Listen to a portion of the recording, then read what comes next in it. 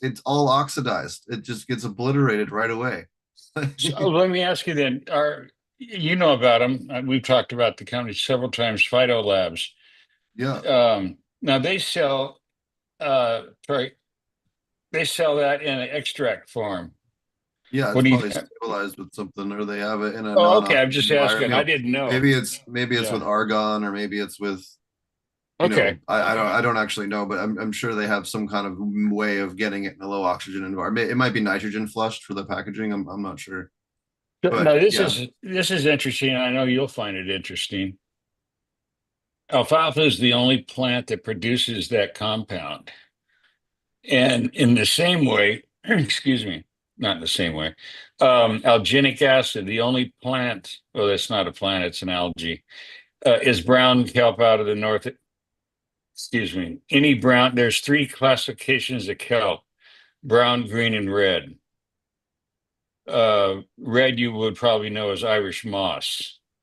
It's used as a thickener in organic cooking and other things. Anyway, only brown kelp. And having said that, there's 1,800 varieties around the world. Brown kelp produces alginic acid. So that's why kelp meal and alfalfa meal combined gives you two plant-based compounds that are unique in the entire plant world. That's a pretty amazing statement. And that's why you see it so often in high-end products is some form of brown kelp extract with the alfalfa extract. But they don't charge $750 a gallon. See, here's what I've learned about this weed thing. The more you charge, the better chance you have of creating a cult. I'll give an example. Dragonfly Earth Medicine has a product that's $60 a pound. And the only thing that's in that fucking thing is kelp meal and alfalfa meal. And they buy it from Mountain Rose Herbs in Eugene, Oregon. Okay. And they're supposedly based in Canada. I figured this all out. I So I'm mean, I thinking, like well, at why least would I at least appreciate that they put in things that actually work and boost soil health, though. I mean, like at least I'll give okay. them that. Like, there's a lot of people just throwing around a lot of snake oil, like Oh you yeah. know Oh the yeah. the fruit juices, the sugars, the Yeah. fucking Hey, the yeah. works for this fucking KNF. They know KNF works. I'll defend that one. Work It's is just stupid to call it that's KNF. It's because it's just natural farming. it has nothing to do with Korean. Listen, Yeah, it was developed by the Japanese. I'm sugar with as you on we that. understand it today, okay, in its forms, didn't even exist until the middle of the 19th century. So how can this be some ancient fucking practice? And they were moving sugar from the Western Hemisphere over to Korea to grow plants. I mean, are you fucking That's a kidding good me? one, Oh Coop. man, when you're dropping You've got knowledge, a you're point there. dropping knowledge. You may no, like 100% correct. Like, Well, Like, I'm definitely wow. against the like people that treat it like a religion. Like people are like, if you do Oh, anything different than Master Cho, then it's not KNF. And it's like, yeah, but Master Cho like didn't have a microscope. So Hey, like let's listen, just start at that one. Like before the KNF got to be this cult, I was hanging out with the writings of it Gil works. Corendang. Okay. And I want anyone to explain to me the benefits of KNF over Gil Corendang and his use of labs and wild plant materials and everything else. Doesn't The require, biggest oh, I can answer this. The biggest okay. difference is that the main portion of KNF, like traditional KNF or even modern KNF, wherever you want to describe it, is IMO, right? So doing the rice Yeah. collection, Okay. Yeah. and I then got it. collecting the mycorrhizal fungi and the saprophytic fungi and the Mhm. lactobacillus all in that single collection, and then bulking that out. That's the reason why like we can do the IPMO, where we add the pest insects to make the pest control agents. that's probably the biggest difference between the two. As far as the labs and the SAR stuff, I think you're completely correct that most of them overlap pretty heavily. But I think at least Absolutely. on And the here's the thing what IMO I like stuff, about Karandang. Karandang is working with the most poor people in the Philippines and trying to, like Dr. Foss and his work in Ecuador and other parts of South America, to not only increase yield, but more importantly, nutritional value in the foods that are being cultivated. And Gil Karandang is the poor man's KNF. You don't have to buy some fucker's book and hang out and be all groovy and cool and moving and grooving to a moon age child. Okay. I mean, that's what I'm about. I don't make any money off. I never made a dime off my potting soil recipe. I didn't. Oh, you owe me money because you're using it on your farm. And my first question to people like Fumador, hey, how many farms are using your genetics? Did you want to talk about that? Yeah. Funny. so just to I jump got back to what we were talking about earlier, so this is the issue with everyone that's doing this alfalfa shit. So first off, it barely has any tricantinol in it.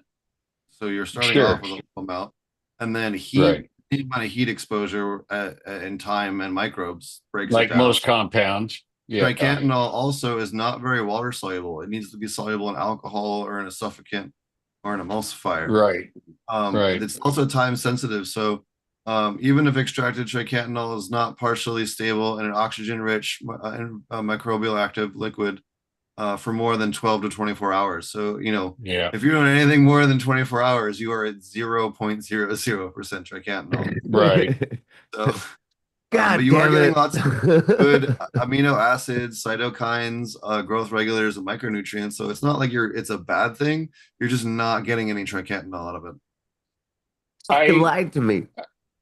I am a firm. I believe I can make the case and using science prove this to be true, that you're far going to receive far more benefit out of using intact plant materials in your soil or compost or whatever than working with an extract.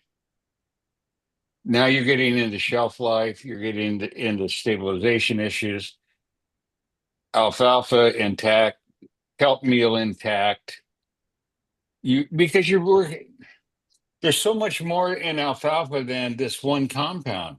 There's 83 fucking elements.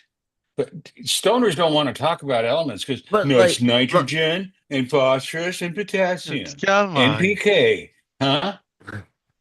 All you need is more Calmag. even though if you use use live alfalfa, right? And Yeah. you to try to get the tricantinol, isn't it going to be gone in 24 hours anyways, from Yes. the plant? Right. Like, so Right. you're Hey, look, basically, that's look here. basically a wash. You're not getting it. Here's how it works. Stoner Bob takes a class over at the community college, okay? And he's got an ex-hippie as a teacher, gonna teach him horticulture. You're gonna grow the big plants, man. Gonna make some real money. Some big money. Okay. And so they latch onto something. I'm still trying to figure out how fermented soybeans is gonna help my garden, okay? Or any of the other shit. Well, most of it. Tad Hussey. Okay, let's go back to the compost tea because this is really interesting. Elaine Ingham lifted the work of a biodynamic farm in Austria. I'll send you the fucking link. Okay, it's microbial controlled thermophilic compost is the title of their paper. Okay. And okay, well, let me back up. Ingham taught at Oregon State University, the Beavers, Oregon Beavers. That's the worker university here. Your foresters, agronomy, farmers, you know, University of Oregon, the Ducks, that's where people become attorneys and, you know, PR people, that kind of shit. You know, they don't work for a living. Okay, Ingham graduated from the University of Colorado with a degree in forestry. That's a wonderful field of study. No, I don't have an issue there. But that studying how trees grow is a whole lot different than planting a fucking seed and harvesting that goddamn thing. Okay. Yes, they both involve plants. Yes, they both involve soil. Yes, they both involve water. But that's about it. Unless you're going to live 5,000 fucking years to watch a redwood grow. Okay. So she latches onto this body of work and hooks up with Lowenfels, who's the attorney and his partner in this bogus soil business up in Alaska. Denali Gold was the one most stoners would know it. Ancient Forest or some shit like that. It was under about 6 names. I mean, they had this down. Okay. Oh, you get it. It's proprietary under this name. And you over here, you sell it in the Southeast United States and you sell it under this. Okay. All right. That's how it works. So And then yeah, they for came up those of you with, that don't know, Coot informed us that this product Denali Gold was like made by them sweeping up the sand left over from the winter off the road, washing it down, adding it to peat moss. peat moss, and selling it as Denali Gold. All this would have been is just a load of heavy metals dropped by cars. Yeah. Yeah. So they came up with this deal about the compost teas. Now, Ingham was running a business out of her office at Oregon State University. She was asked to leave that day. That's, where they come in and you got 15 minutes to clean out your desk. So now we're talking like 2004, 2005 era. So now she sets up officially the Soil Food Web or some title like that. And she had her place right there in Corvallis, right around the corner from the university.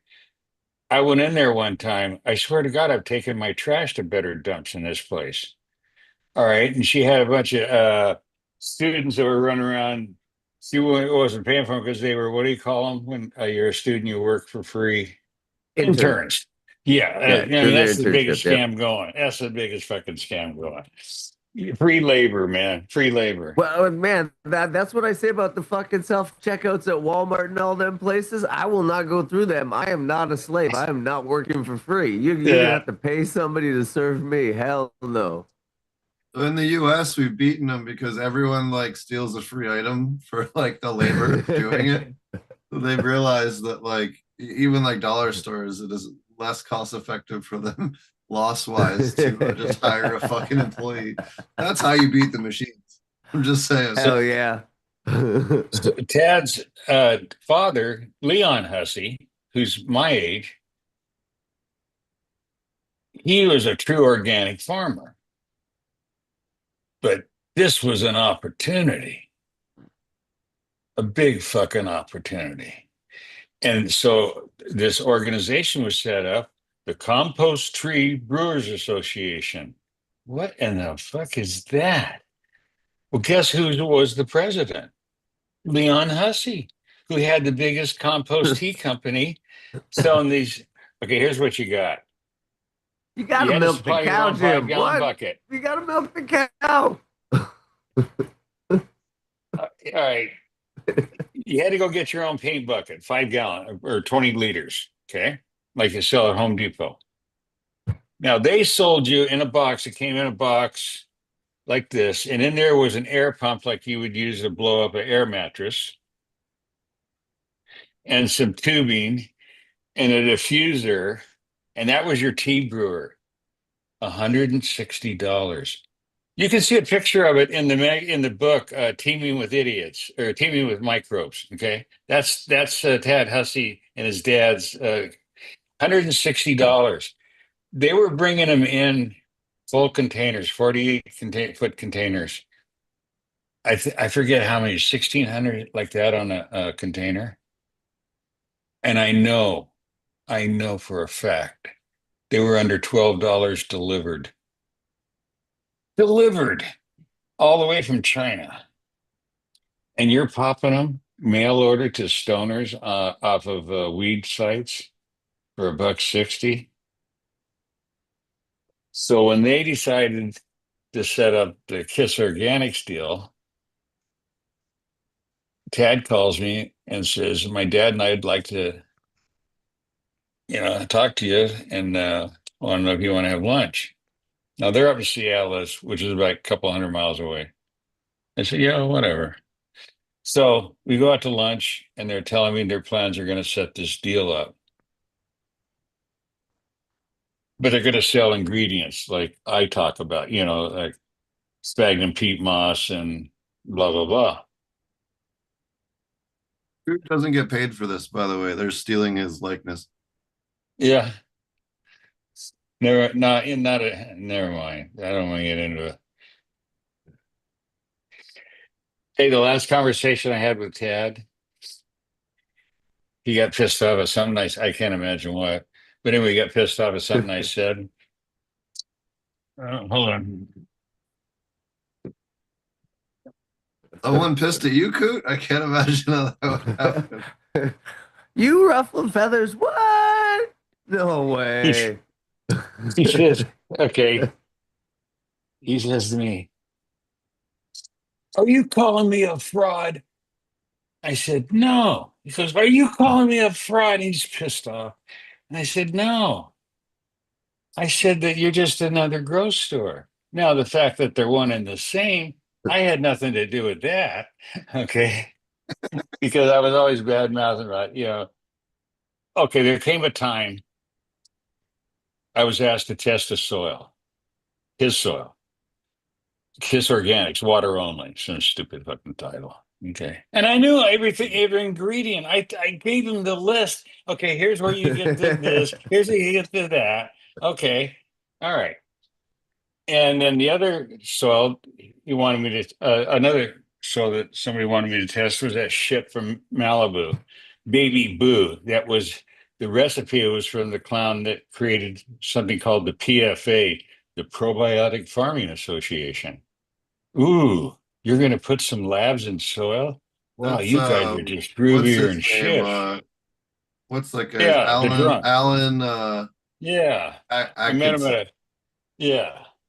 He's like Okay. a super huge Russian shill for like Yeah. pro Russia, anti Ukraine. I had to stop fucking getting involved with him because of that shit. Yeah. So I decided, and I think this is fair. It wouldn't be fair to use real good genetics in too crap soil. So this was being marketed towards stoners. So I decided to go get cuts from a stoner plant, and I got Blue Dream. Okay, so this is like 2016. So I had a Blue Dream in the Baby Boo recipe and the Kiss Organics. And I took them up to about almost 4 weeks, and I chopped them down. And Randy, the guy from Malibu, says, "Why'd you cut him down?" I said, "I already know what shit looks like. I don't need to go 8 weeks." Okay, they were both equally bad. Your soil's no better or worse than Tad's. And I told Tad, I said, "Your soil's no better or worse than Randy's." So there you go. And I was fair because I used a crap strain, which is what most of your customers are going to use. Well, anyway, yeah. I did that. We had that with what's his name? Mr. Veganix. What the fuck? Oh, Kyle Uh Cushman. Guy Kyle Kushman. Cushman. Yeah. Yeah, he Kyle came to the Cushman. aquaponics source and was like, "I want you guys to try this It's veganics vegan stuff." ponics. No, no, no. So we tried it and against the even like the just aquaponics only control, and it was like, dude, this stuff does not work. I don't understand. How is this worse than The our fir- control? Hey, the first show I ever did was Adam Dunn, who I guess I understand, had a seed company back in the early 90s or something. I mean, he's Yeah, like he one of was the a big Yeah, original. 90s CIA. person. Yeah. CIA. Okay. Yeah. Okay. So he had me on with two other people, and he had met me at IC Mag. Okay. And I answered a question that he had, and it turned out to be accurate, and he was appreciative. So I said, "Well, who's the other two guests?" And he says, "You guys ready for this? Kyle Cushman and the Rev, the guy with the spikes and dikes Yeah. and layers of your soil. You have to get a ruler and so many inches of this and so many inches of that." Okay. I said, "Well, can you let me go last? Because I just kind of want to take it all in." He goes, "Oh yeah, I planned on that."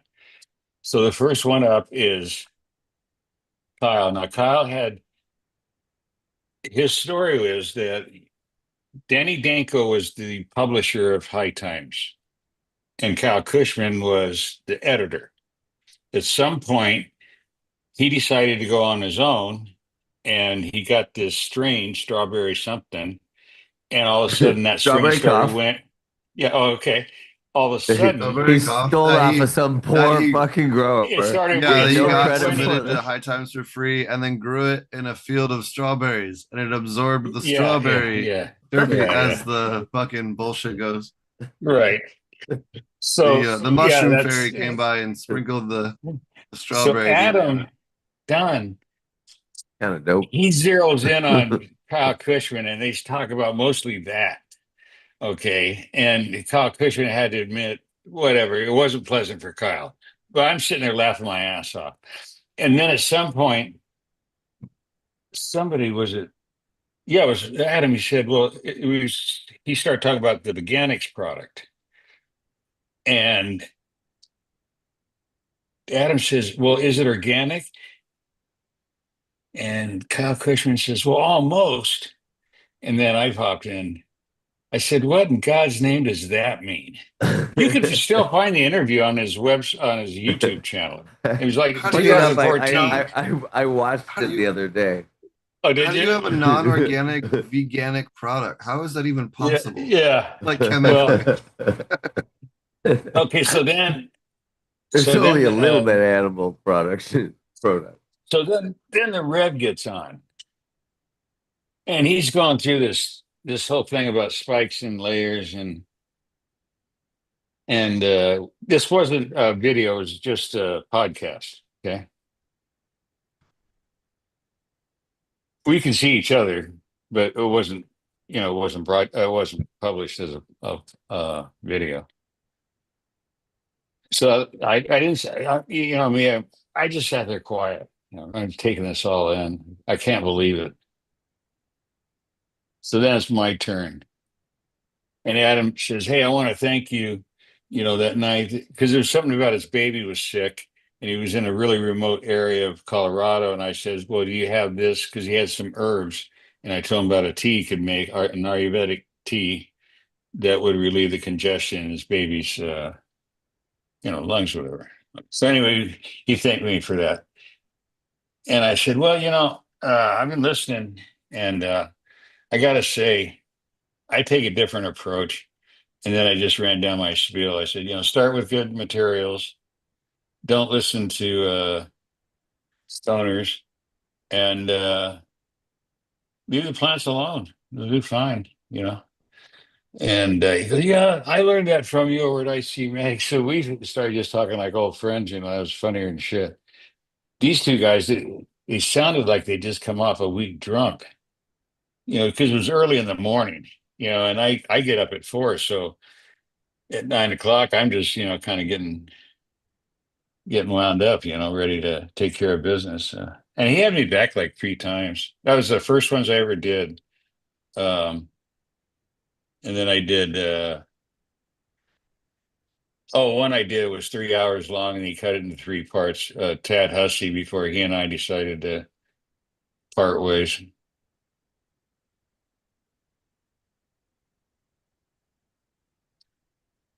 But I was tight. I what didn't work, and I just knew all the clowns that were involved in that compost tea deal.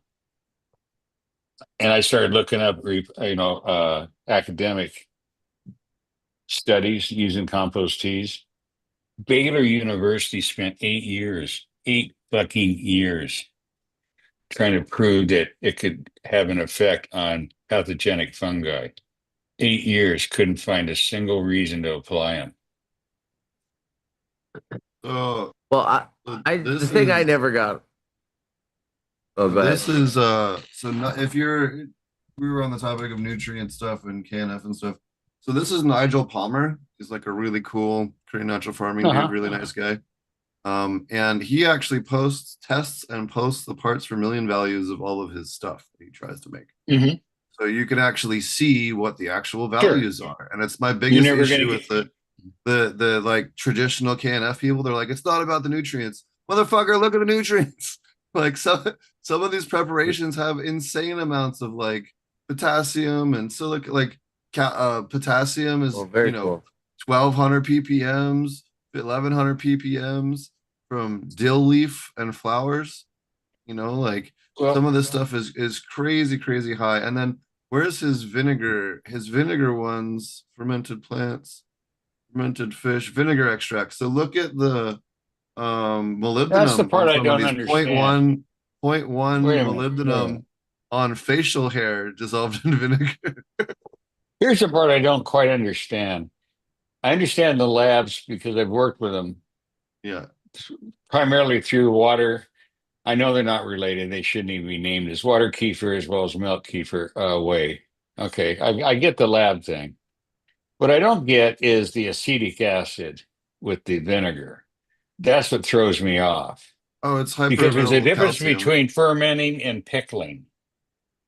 Yeah. See what I Oh, mean? no, it is, I guess, by definition, more like pickling, but you're just dissolving the calcium into Okay. using the Okay, that makes acidic. sense.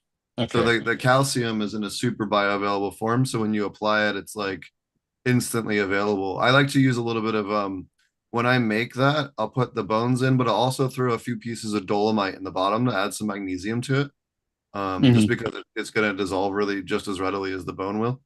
But yeah, like he's got leaf mold ferments, some more Jadam style. He has simmered extracts where he cooks it. He has lots of different stuff, but he actually quantifies it in parts per million by nutrient value, the way you should fucking do it if you're actually going to be serious about getting into organic inputs, because you might triple stack something that's got 660 60 the sassafras super high in potassium, Mhm. really high in phosphorus, um, aluminum, manganese, almost 4 parts per million manganese. What was this one?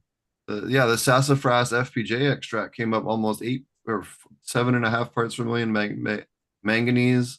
This is stuff that's hard to source in other ways. So, this is a way to, if you want to do stuff organically and you want to have something that chemically is similar to some of your ferments. I mean, look at like the potassium on this facial hair vinegar extract, 3,298 parts per million. Like, what the fuck? Do you So, think that the pubic hair would be more efficient? yeah, I don't know. Probably saltier. Obviously, Probably have more of sodium, course, of course. More sodium. But it's just rather than us going, oh, hocus pocus, oh, the fucking microbes. No, like, analyze your shit. Like, if you're gonna do it, like, find out what the fuck is in your preparations. Yeah. But I really Well, appreciate him taking the time to map this out and post it. It's like something that I want to do once we get a little farther along with the farm. Can you I put want to. the link in the chat? It's just on his website, nigel-palmer.com, and then just click amendment analysis. And then he has like the processes on here, like what was the methods used. You can download the instructions. He has a form. You can send in a sample, and they'll test it, and all that. Or you can send in your samples and then he'll add it to the pool and stuff like that. So it's kind of like what I have set up on my website, but his is he has a partnered up with a lab. So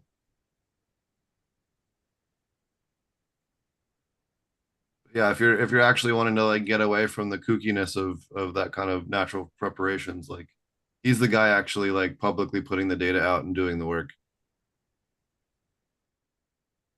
yeah. I, when this thing got started here legal, it was a gold rush. There was so much fucking money, international money from Asian banks, South America, European banks, Australia. If you were making a hemp muffin, you could get money for it. Okay, you could get it financed. And that first year when the crops were planted, the business model was that it would return what it had stabilized at 2,400 a pound. Okay, that's a fair return. You're not worrying about getting popped, or you don't have to move it to the East Coast to make the real money kind of shit. It came in at under about $490. 80% drop that first year. And it's down because all the people my age are gone. They left, they're done.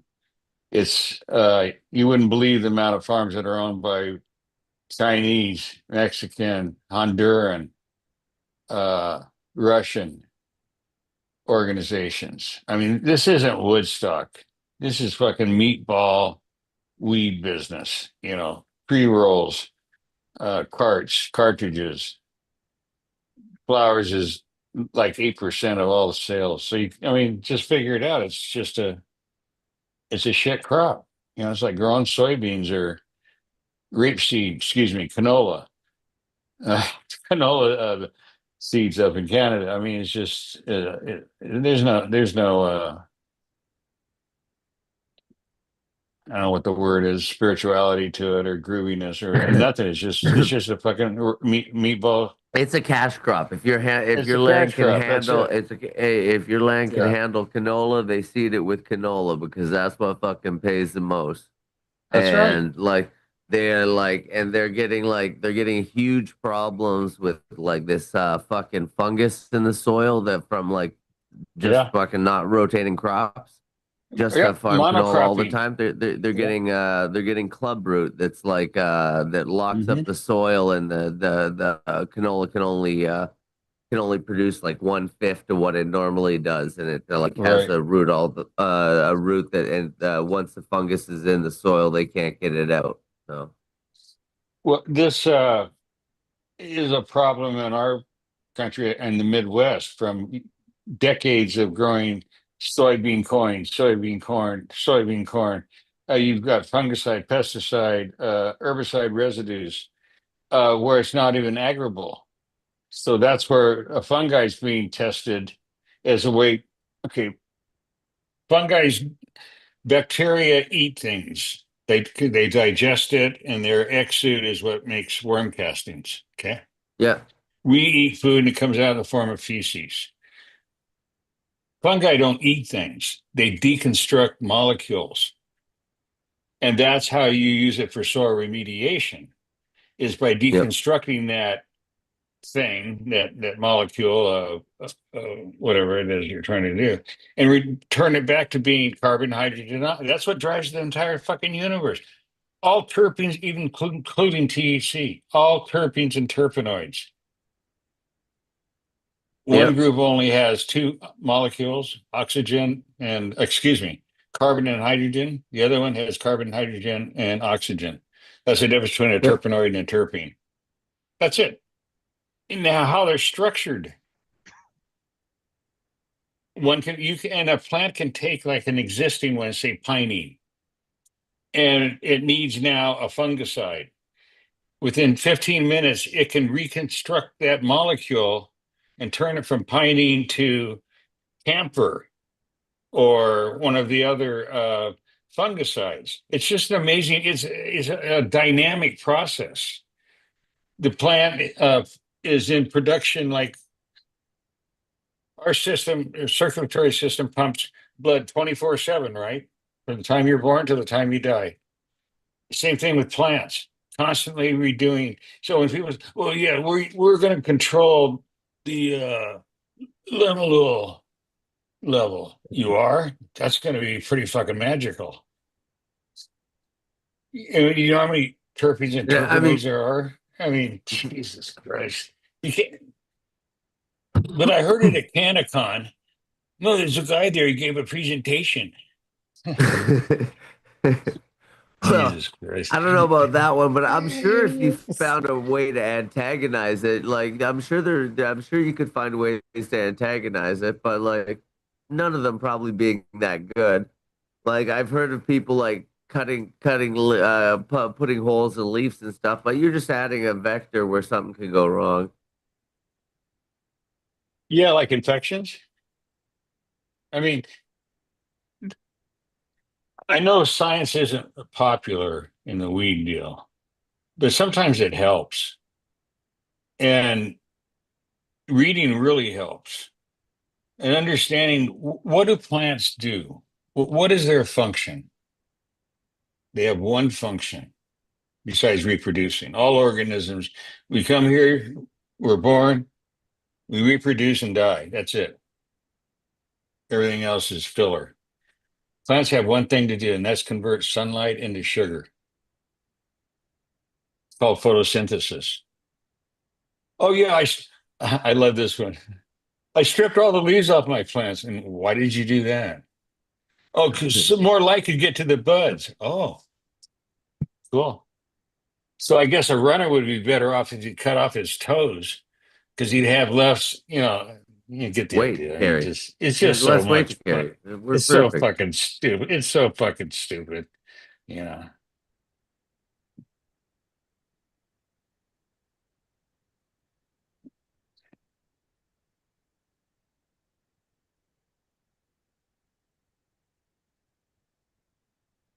I have nothing else. I taught a lot of people how to mix soil. You did come up with a real good soil mix that works real well. I mean, it definitely it changed a lot. I mean, I got off a 16 part nutrient pack fucking every go around because of Tad Hussey's fucking podcast and you getting on there a couple times and Yeah, just beating it home that like you don't need all that shit and it's not that hard and just like yeah. you're wasting your money. These are all just bottled ingredients. It's 96% water at least, and you know all this makes sense. And then yeah, I think you said something in one of those about there's nobody out there fertilizing the forest and Yeah. it's growing. I was like, yeah, no, these Hey, are all making sense. because when I first started doing the forum thing, the goddamn hottest soil you could do was some horse shit called Fox Farm Ocean Forest. My God. Oh, you can still find that in grocery stores everywhere. Uh, okay, I sent Burning you this so picture rich that they have before. to mix it with just other soils just to get it to cool down. It's just like it's basically super soil. Right, that's the one you sent me. That's at what was that? That was Kerala, the one from India. Corella, yeah, Uh, uh, Burma. yeah.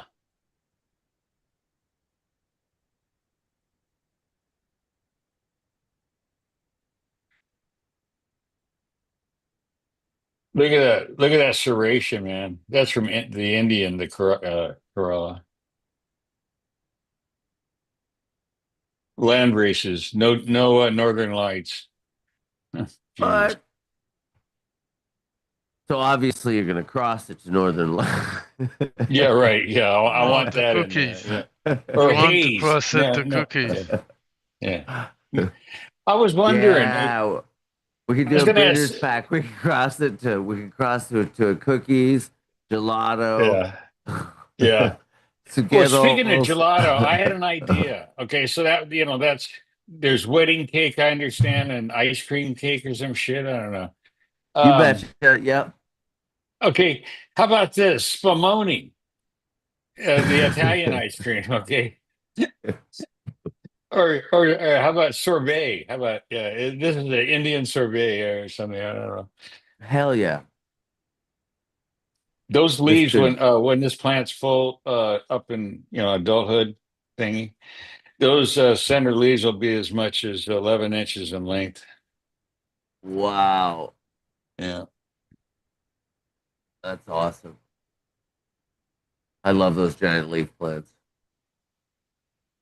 This is really going to be good smoke.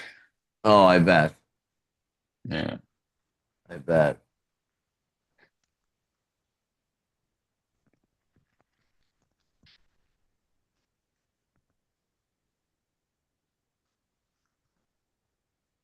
No, looks good.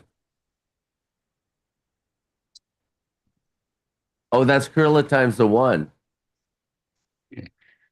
Or is that the Burma one? Oh yeah, I made a mistake. Yeah, I was after my Okay. fall the other day. Yeah, yeah. Jesus. No worries, no worries. The thing about both of those are really probably because I've never fucked with them. They're very what's the word? Stable, I guess, or they just hit the ground running. You don't have to do anything, or all these war Party. stories. Yeah. Oh yeah, this one is potassium hungry. Oh really? Well, mine's really voracious for molybdenum or manganese or something. This I don't know. this motherfucker grows like a dandelion. It fucking grows wherever you put it. Yeah, exactly. Jesus. Yeah, no, that's the plan I want. Some people really overcomplicate this thing, you know? I mean, really, Jesus. Well, you got to put the crystals in the soil, man. It Oh makes it yeah. groovy. Oh, Jesus it's in the It, Christ. soil you need to put the crystal. oh, Oh man, I I thought you need to need to put. shine light through it, or you do Yeah, both. show. I think you told me to show them where the light doesn't shine. That's oh, that makes sense. Yeah. And it hurt those Sharpie edges.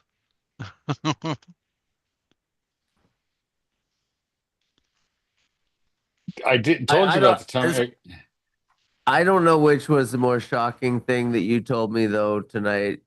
Whether it was the Space Queen was stolen from Vic High. No, he Um, bought it. He bought it at a store in Vancouver, BC. well, I guess That's he hey, bought listen. it. No, in the 90s, that's what when you wanted seeds, okay, until the two companies that came out with their catalogs. The one is Sensi Seeds. It wasn't called that then. The other one was Neville's crap, the seed bank. He hooked up with David Watts and Sam the Skunk Man guy, and that's where the Northern Lights. He arranged that sale, and the Haze, the Haze Northern. That was the only seed I ever bought, brother.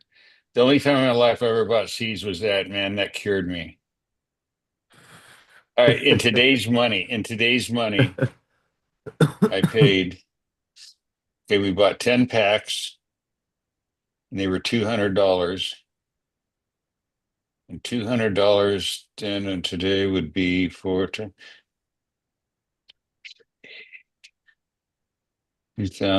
$8,000 for 10 packs of seeds.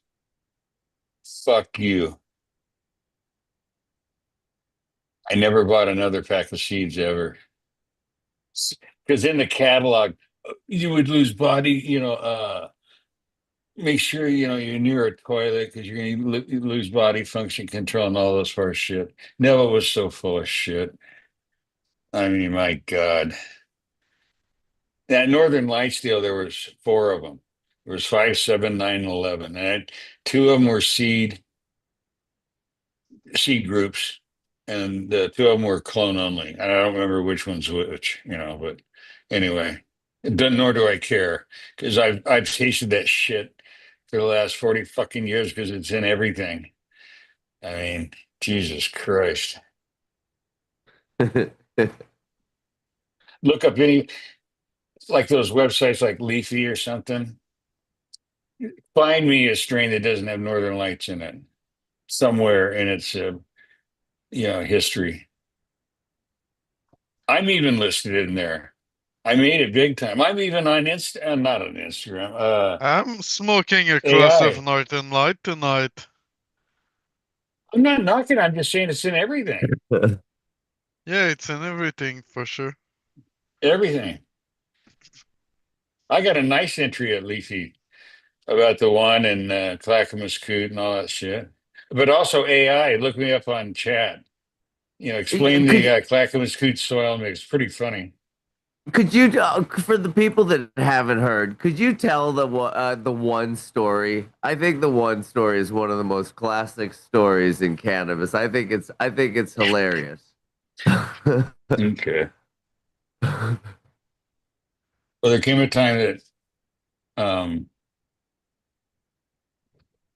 and I'll tell that. No, I won't tell that part. Anyway, so it was decided that this whole indoor thing, this is 40 years ago, 42 years ago, this indoor thing was just getting going. And I was involved with people that we weren't going to miss an opportunity to capitalize on our favorite recreational thing, which was weed. And we had done our first crop in 75. So this is like 9 years later, 84, 8 years later, I guess.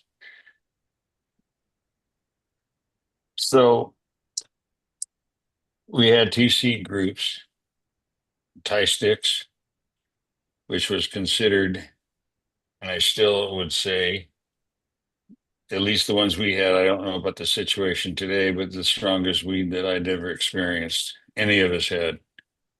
And if you were going to breed, that's what you did. You crossed an indica Afghani with a tie stick. That's where you got your blueberry that DJ Sharp was working with Highland ties. It was all Highland Yeah. tie, Highland tie, Highland tie. The low stuff is what they called chocolate tie. That may not have been accurate, but that was the deal.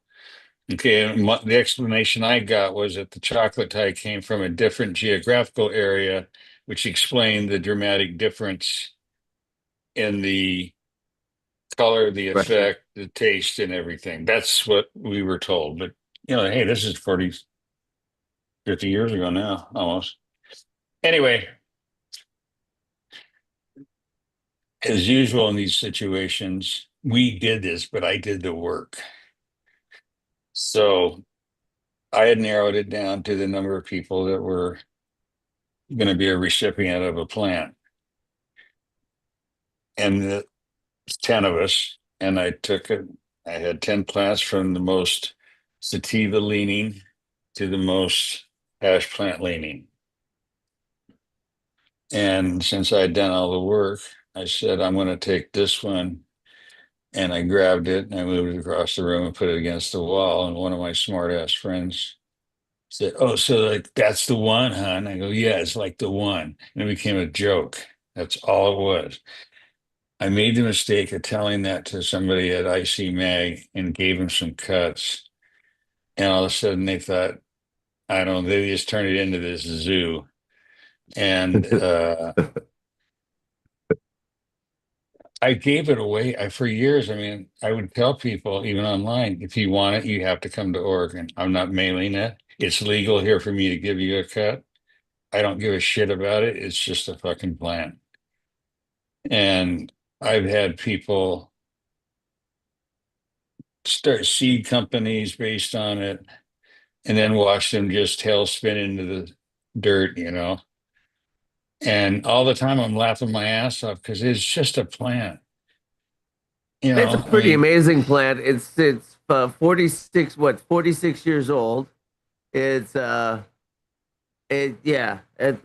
few plants that have been kept alive that long. So it still like competes with like the top modern strains. So it is a very unique plant. It was well picked.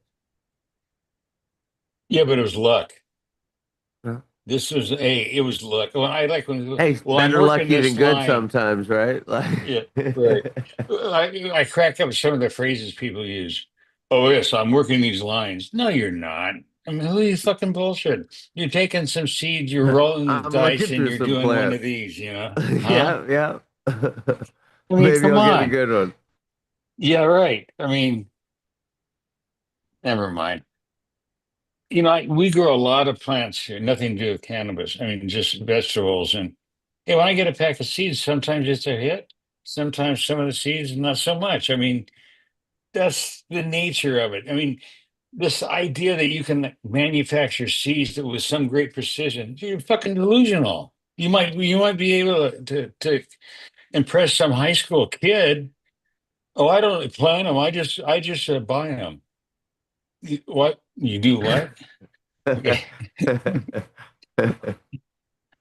Yeah, I'm sitting on them, waiting for the increase in value. Well, I mean, I did shit like, okay, and I didn't know it was his, honest to God. I was handed this pack of seeds in '86 at a party, a barbecue thing, a friend's house in Laguna. And they were marked Velvet Rush. Okay. And there was a group of people that would been a common thing to do. We weren't all hung up on names and shit, And so he said, yeah, I got him. I was up in Eugene and I got him from this guy. He's associated with a group up here that I'm not sure if they're still around. Anyway, so I grew them out and made more seeds and I passed them around and I always kept it in my library card. And then at IC Mag, or no, it was Instagram when I had that deal going. I get a message from a guy who said that his dad was DJ Short or is DJ Short. And that this had been one of the lines he had worked on the path to Blueberry. And that Velvet Rush, he remembered it. And it was too big. Because remember, indoor growing wasn't like greenhouses or even big. You were in sheds and basements, Yeah.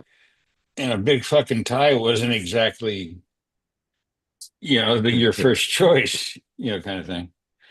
And so, anyways, I later learned it was the same district that my tie had come from. Is the one DJ used a Highland tie. I mean, again, this wasn't unique. This was just what you did because everything else,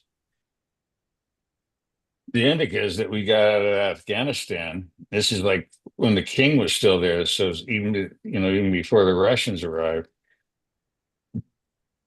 they weren't very nice. They were hash plants.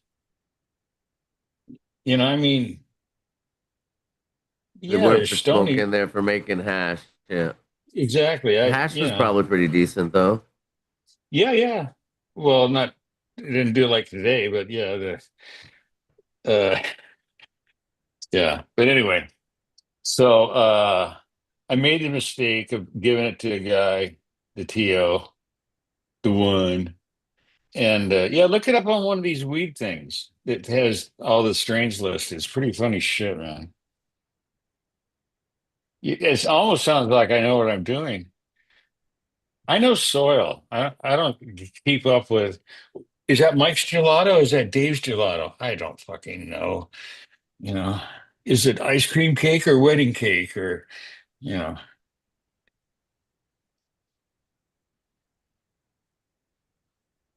The one bred by Clackmas Coot or CC, a balanced hybrid of two land races.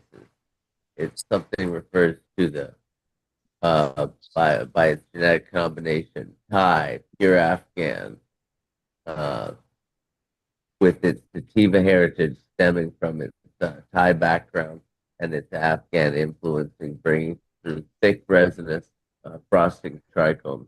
It This been specific right by combination, AI, man. It doesn't make yeah, it has, sense. yeah, Yeah, makes no sense. Just gobbledygook.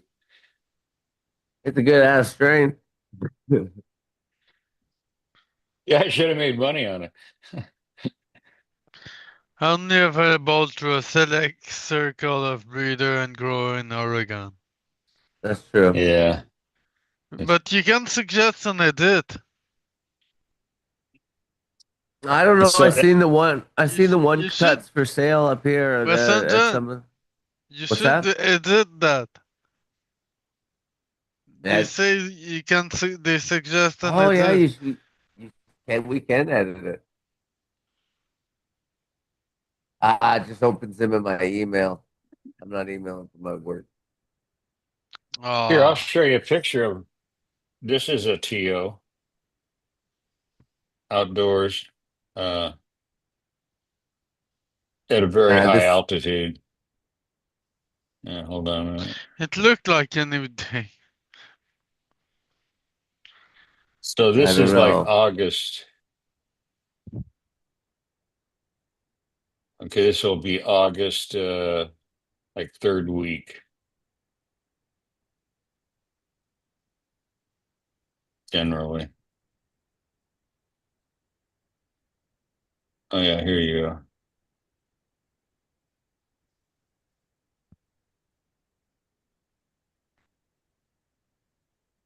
Okay. So this is the one, this is the TO.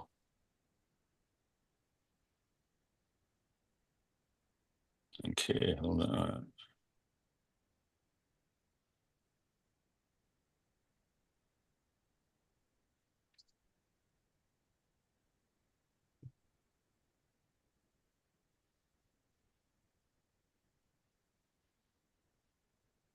Holy cow!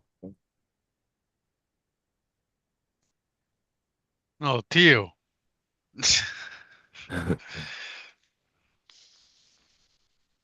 So that one, yeah, like yeah, into August. So, and up here where I live, you have to be out of the ground at middle of October or you're done. The rain comes and then you don't have a harvest. You got a bunch of mold.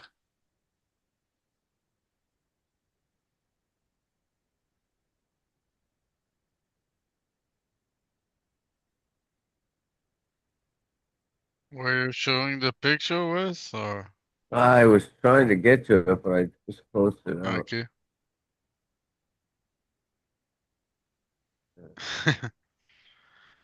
Work in There we go. progress. Sorry, my bad.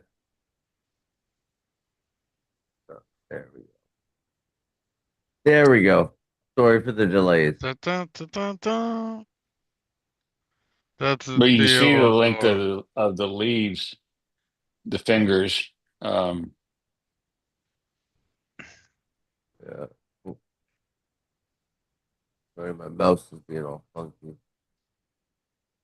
Nice color, isn't it? Oh, it is beautiful. Beautiful. Look at the, yeah, that's a nice plant.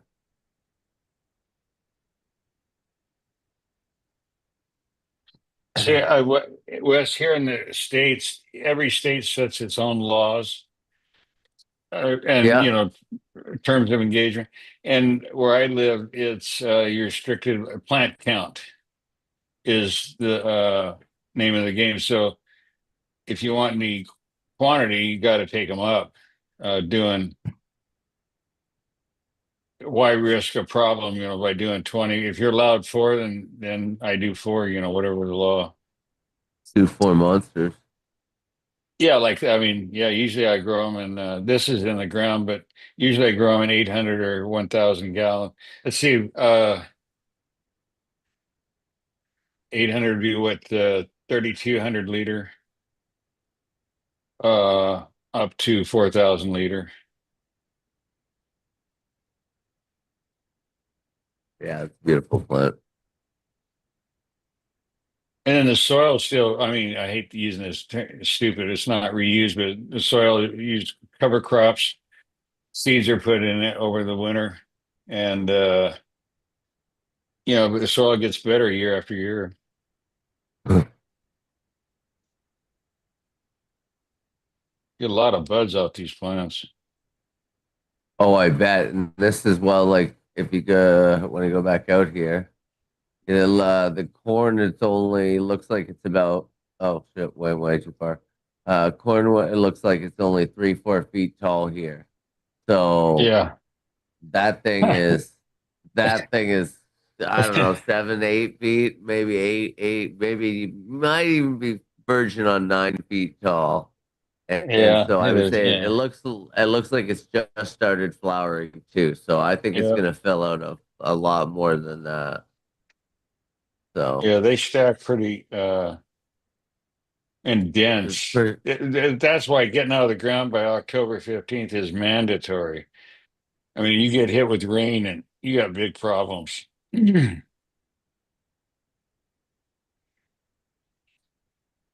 I love this one. One guy's on was doing a show and he says, "So what do you feed it?" I said, "Nothing. Just yeah, water."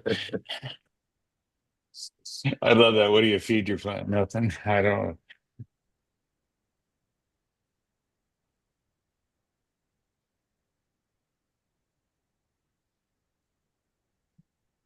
you The one time, Dr. John from BioAg and I were on Potent Ponics. He was had a 2 day. Uh, I wouldn't call it a one of show, but a present. his aquaponic Yeah, yeah. conference.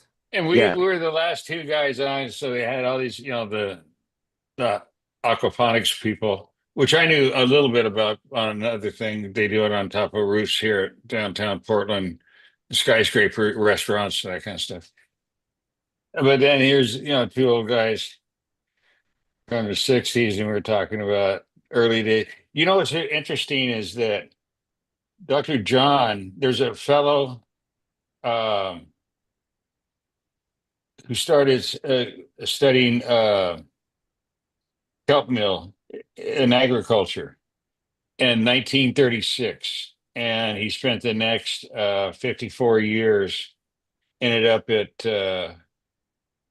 one of the top universities. In fact, they have a park there named after him. His research in kelp mills and agricultural. So always been used for livestock. It's used in beer making and what have you. Um, to clarify the wort, if you want a clear beer as opposed to a Hefeweizen, a cloudy beer. And what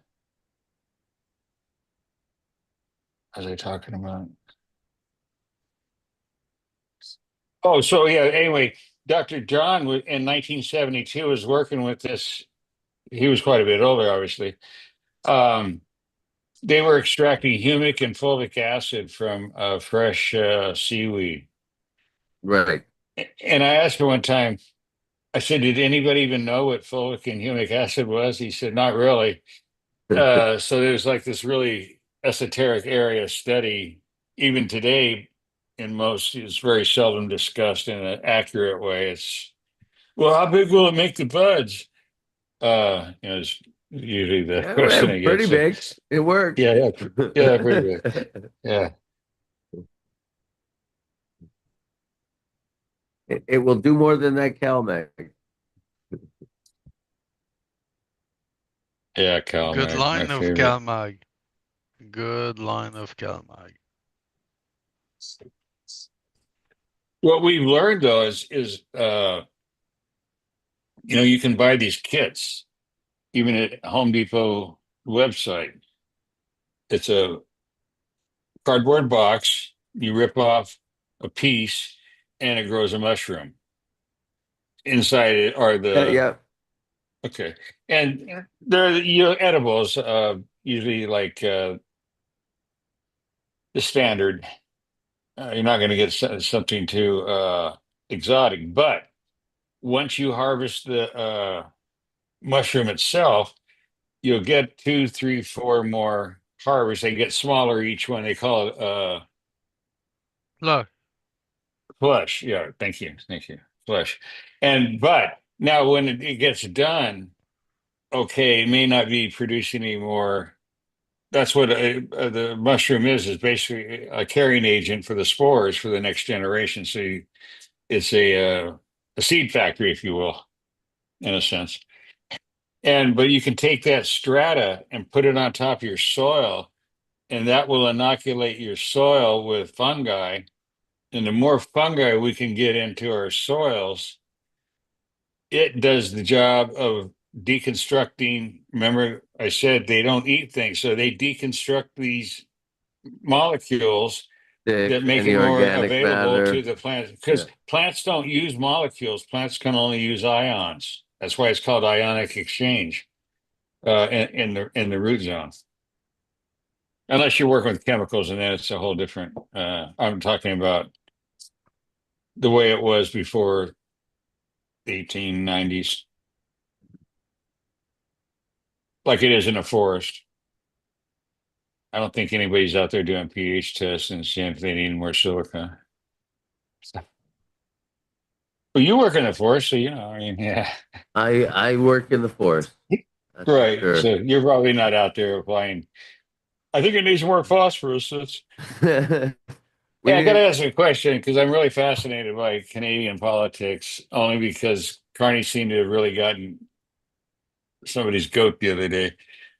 So I did a little bit of reading on Carney, and so guy's got a PhD from Oxford in economics. Yeah. Wow. And the other fellow that he ran against, the conservative fellow, yeah, Pierre. Yeah. Pierre Boilevre. he's presented in a different light.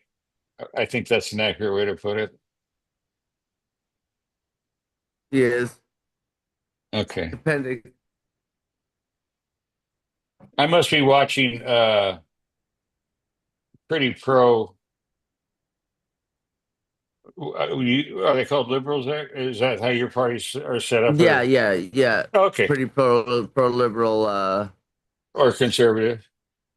Yeah, Okay,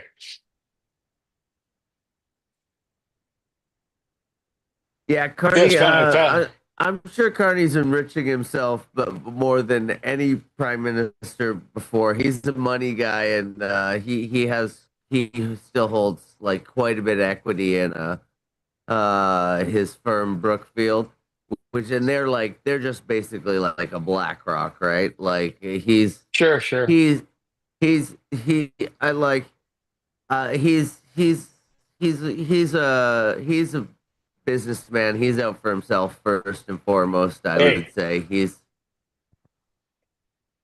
I know two things about him. That's all I probably need to know. One, he has a PhD from Oxford in economics, and number two, he worked for Goldman Sachs. That's yeah. kind of like the omega and the alpha and the omega. You know what I mean? The beginning and the end of it. Yeah. Yeah. I don't see a good man, but like I see somebody who's definitely knows his way. He also is like he's like the first like Canadian prime minister to hold like he's like holds four passports. Like he's yeah. Right. Yeah. Irish, uh, British, Yeah. Canadian, And an American. Yeah. I was kind of because I Which was is really weird watching. because usually the Americans make you give up all the other ones.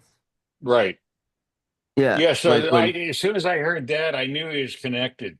That if he still held an American passport plus three others, granted they are allies or were yeah, whatever. yeah. Yeah. So But yeah, I no, knew if that I he became was American, they would want me to drop my Canadian right. citizenship and my Right. Antiguan citizenship, right? Yeah. Like Right. so like yeah, they don't usually give up much on that. And somehow he's managed to swing keeping his all his other ones. So I don't know. Yeah. Yeah, He's I guess it connected. matter who you are, not He's he's connected. yeah, Yeah. yeah, That's okay. I mean, exactly. I kind of had the attitude. I'm not really. I'm more of a historian when on these matters. Um, for most of the history of the last 6,000 years, two countries have dominated world politics. One is India, and the other one is China, and it's ebbed and flowed like everything, you know. And hey, maybe it's China's turn again. I mean, they cut out the world. It was all over opium in the Yeah. late 19th century. That's what the Brits, hey, the Brits are responsible for this whole fucking thing. They're trying to enslave the Chinese to get the opium in the 19th Yeah. century. I mean, let's just get real about it. Yeah, we don't have a good track record, America either. I Yeah, mean, well, yeah, we divided up Africa poorly and caused a bunch of wars. Yeah, you know. this okay on a more non-political basis. I'll give you an example. Every continent had its own grain. So in Asia, it was rice. In Europe, it was what we would call the bread, the wheats, the Mm. rye, the okay. And in the Western Hemisphere, it was corn. Mexico had probably over 380 specific varieties that were grown at different elevations in different regions with regard to they were acclimated to the weather patterns and what have you. Same in South America with Peru and potatoes. Hundreds of varieties were grown. And so when the Spanish got here, and after they killed everybody, as many as they could, and enslaved most of them, the plants they brought back were held in. People were afraid of them. Tomatoes were considered poison for centuries. Uh, Yeah. Italy has always been so poor that they had to eat it at some point. They had to eat every, I mean, it's always been poor. Well, mainly because it wasn't a country; it was just a bunch of fiefdoms. Yeah. So if you were Yeah. inland, your fiefdom, you might get blocked from getting access to the ocean for salt water to make salt. I mean, just saw all these dynamics, and so in the health area, or I don't call it health, and to the mythology area, there's a group of alleged whatever advocates about nightshades. So Right. thank God for chat, and some other resources like that. I got a list of all the nightshades, and golly gee, they all come from one part of the world, the New World. And the Spanish brought back these horror stories of these people that were non-human and God knows. So really made me question about some writings of people that I thought had the juice. That you're just spreading a bunch of racist bullshit. I mean, I've had a doctor tell me, "Oh, you want to stay away from nightshades." We were talking about Mediterranean diet. I said, "Well, without tomatoes, eggplant." I ran down the whole list. I said, "What exactly are you recommending? What's Mediterranean? What some sardines and rhubarb or not rhubarb, rutabagas." Olive oil. That would be Mediterranean.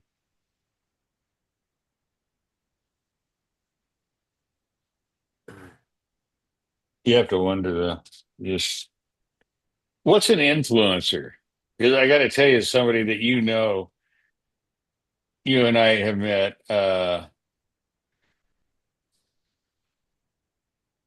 told me that he was going to become an influencer.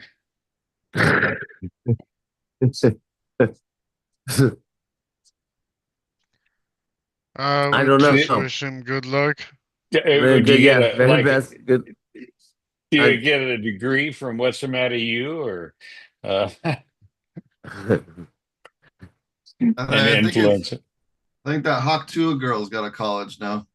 oh, well, well, I mean, I thought she went to jail for her meme coin.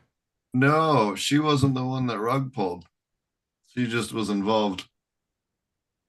Oh, I thought she got arrested for it. I don't think she got arrested. I mean, I don't follow her enough to know what the hell's going on, but I don't think so. Who's that? The the person that the joke was about, Oh. the Hawk Tuah girl. She did a meme coin, and it was like the SEC was like, "Yeah, this is like definitely in violation of a whole bunch of our laws." Oh no. God. Are you going to be getting on to the Trump mobile Oh yeah, I'm gonna use it for my cell trap phone? Yeah. phone. Do you That hear would be about that really in the funny if you're West? like, "You can't arrest me. I'm using my Trump phone." Yeah. The Trump family is going to have a Trump mobile, a phone service, $49 a month. It's got really exciting stuff like if you have need road assistance. I think I had that on my iPhone. I'm not sure. Honestly, the one No, the my one that I'm Pixel. kind of interested in and waiting for is for Elon to do I was about to say that like my cell phone does that now. yeah. I can already do It, cell phone. I can do satellite calls on my phone already as it is. Like I didn't that's notice sick. it until we were at one of our properties up in Soham, and it's like there's no signal there normally, and all of a sudden I had a little satellite signal, and I was Wow. getting text messages Yeah. and shit, and I was like, oh shit! I was like, I didn't realize that was like just live on the fly now. Like that's fucking dope. Yeah. As unpopular as he is, I think that will be the bigger end of his business with the But if he space stays X the stuff. fuck And out of politics, I don't think people hate him. yeah, I think well, I think that was it's same as Carney cursing the Oilers to lose the NHL playoffs there, right? So you Like they guys should have lost stayed because out. the Oilers chick didn't pull her tits out. Fair enough. Fair enough.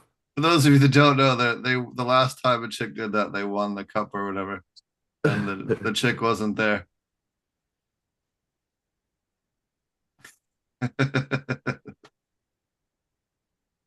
Look, I think they deserve to lose for bringing a politician on the ice. They should have had nothing to do with either side. They should have stayed neutral. There was no reason to bring politics into that.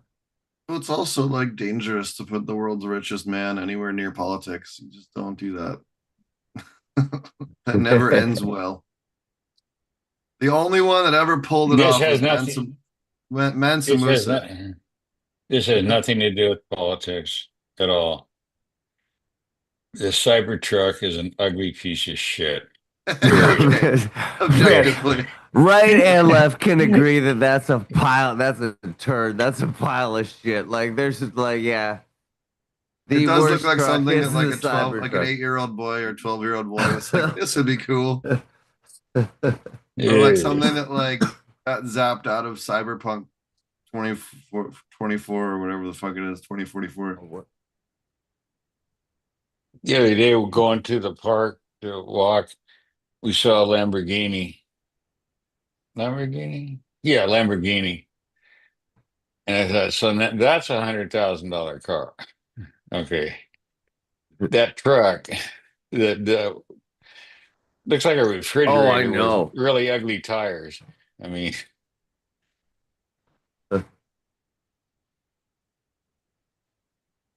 or the other one, not, he had nothing to do with this one, but the Hummer, the electric. Oh, that's got one of the wraps on it. Yeah, So you know, getting different. this guy was at our No King. He drove through our No Kings That's a shit. really nice toilet.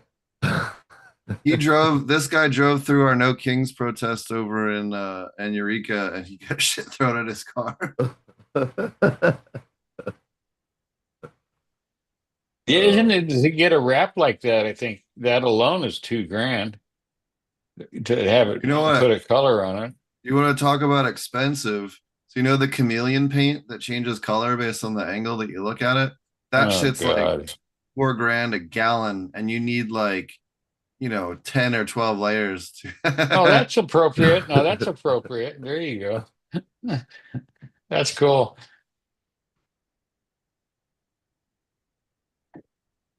Yeah. Isn't it you can't even tow something with it? Yeah, it's they're notorious for if you put a fucking camper behind them, you snap the frame. The frame Right, is made right. out of aluminum and it cannot handle RV or anything behind it. Apparently they break the frames like notoriously bad. Yeah, they're really a poorly designed vehicle. If you have any truck stuff to do with your truck, you probably don't want that truck. I like how at least one person in chat got my Mansa Musa reference. He was the richest guy that there ever was Yeah, I know in the history of Mansa. humanity. Yeah, he made his money off of salt, and then he changed the fucking value of gold across North Africa when Thing. he went to his journey on his pilgrimage to Mecca. Yeah, yeah, yeah, Yep. yeah. I know Mansa, and his And brother, not only that, his he brother went missing. Hit took the his fleet and father, went across. his Was father. I thought it was his brother. His brother, and then he was Oh, to rule that's until right. his He brother. was the second in line to the throne when his father But died then, and his like, brother disappeared. Yeah. His brother that's where a sent a lot of fleet people of think like the 800 ships to like try and discover the new world and like they never returned. and they probably did. No, they probably made it. I think they Yeah. made it, and they might be responsible for the what are those statues on the ones that they look completely The African on Olmec? the east, the No, the Olmec Olmec are much statues. older. No, no, no. But they might be the reason why people in Brazil are so dark. Why the natives were so much darker. That would make a hell of a lot of sense. It could. Yeah, but that's one of those ones where it was like it'd be cool if someone figured out what happened to his brother one day, like finds like an African shipwreck in the sand or something in Brazil or Argentina. Well, chances are, if they shipwrecked, it was somewhere in the middle. But Oh yeah, I think they probably made it. I think I'm guessing they made it, and then maybe a hurricane or something took them out on the way back. Well, it would be. See, well, here's the thing, right? You coming that way, you got trade winds pushing you, right? So like, it's easy coming that way. Turning around and going back, you're going right back into the wind.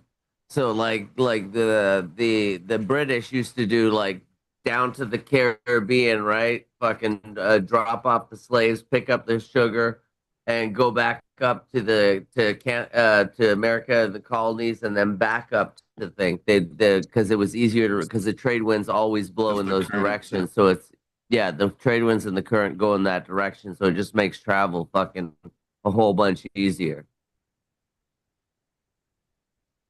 Oh, that's cool. Cascadian in chat says there's also been genetic testing showing that Southeast Asian and Polynesian DNA is in some of the Peruvian people that live on the coast. Oh, it's That makes crazy. sense Yeah, too. that's cool. I think there were a lot more seafaring people than we previously thought. And Well, you have the first original documented invasion is by the Sea People, which they still don't even know where the fuck they came from. And they like terrorized the whole fucking. They were like the Vikings in the Mediterranean before, long before Vikings were a thing. I was reading some history about the Vikings. This is really, you're going back to 10th, 11th century, and they were sailing up the Rhine River in France and just wrecking havoc because you had, was these weren't soldiers. They were farmers and, people that lived up, poor people lived off the land, and they would go out there and grab their food and barrels of ale and whatever, and just, strip mine the farms along the tributaries off the Atlantic Ocean. Pretty pretty violent.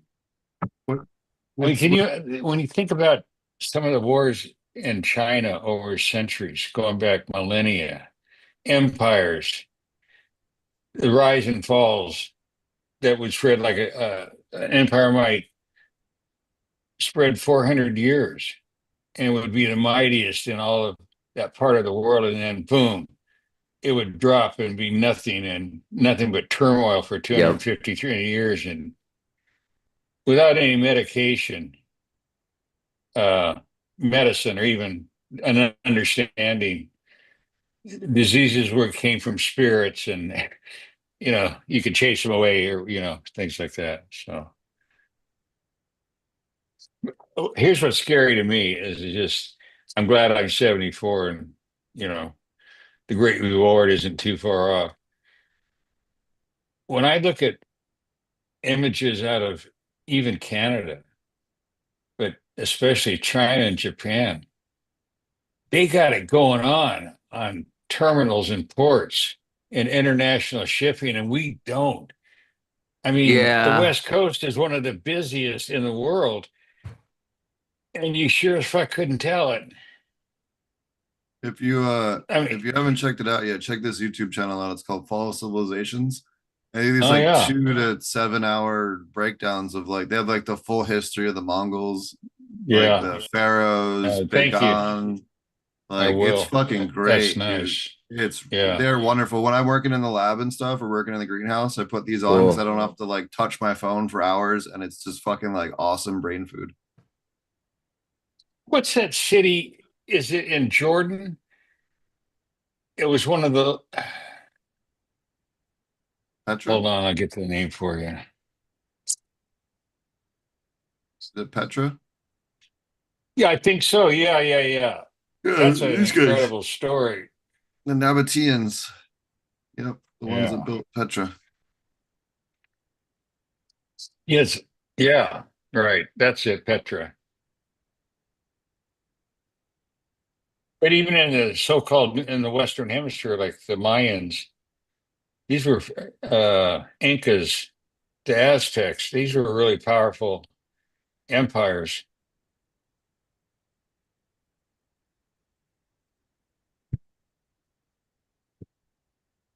Petra is amazing. We can't even figure out how they actually carved that shit fucking down. Yeah.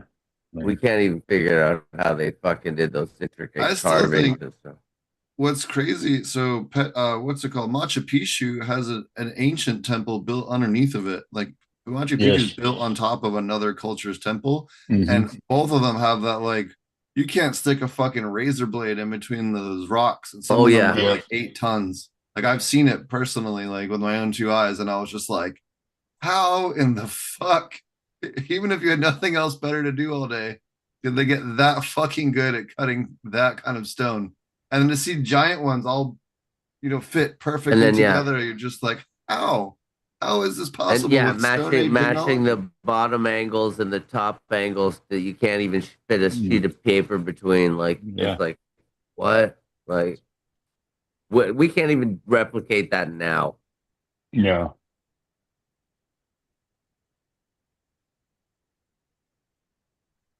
Yeah, here's a Even good example. Mexico has incredible caves with places where people go diving, and some of the objects found in these caves have been sites in these underground chambers by several hundred years for religious sites and ceremonies, and so you can imagine things thrown in the water and funerals and what have you. So it's it's really sad how Mexico's been relegated to a punchline in America because the history is so rich with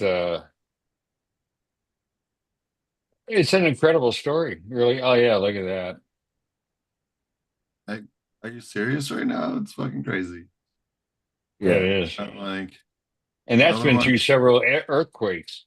Oh Yeah, yeah, that's probably many earthquake earthquakes. separated those bricks like that. Like look at The the other other one two. that's cool that people don't really talk about is Great Zimbabwe. This one, And like, and they that's still not really sure quite who. And it's another one that's built on top of an ancient site, and then it was somebody, multiple generations built more versions of it. Hmm. But like this one again, this is fucking Shaka Zulu's land and all that stuff. The Zulus bro, Wow. life was evolved from good in there. there, man. Like look, dude, you had your This is fucking what animals I in think it there, your looked like fucking Wow. originally. But yeah, it's fucking wild. It's one of those another one that it's like people talk about all the other continents, but I didn't realize till I was in Zim that there's like cool ancient ruins that like some of the ancient Africans had made and stuff like that. That you huh. know, it just doesn't get talked about because Western culture is very biased. Like Yeah. here you can see it. It was part of a much bigger city originally. Wow, that's really cool. But everyone talks about South America and everything, but I feel like that part of the ruins in Africa don't, especially Central Africa, don't get enough credit or enough attention because they're Interesting. like way more mysterious because they have like no fucking idea who built them. That one they do, but some of the other ones they don't.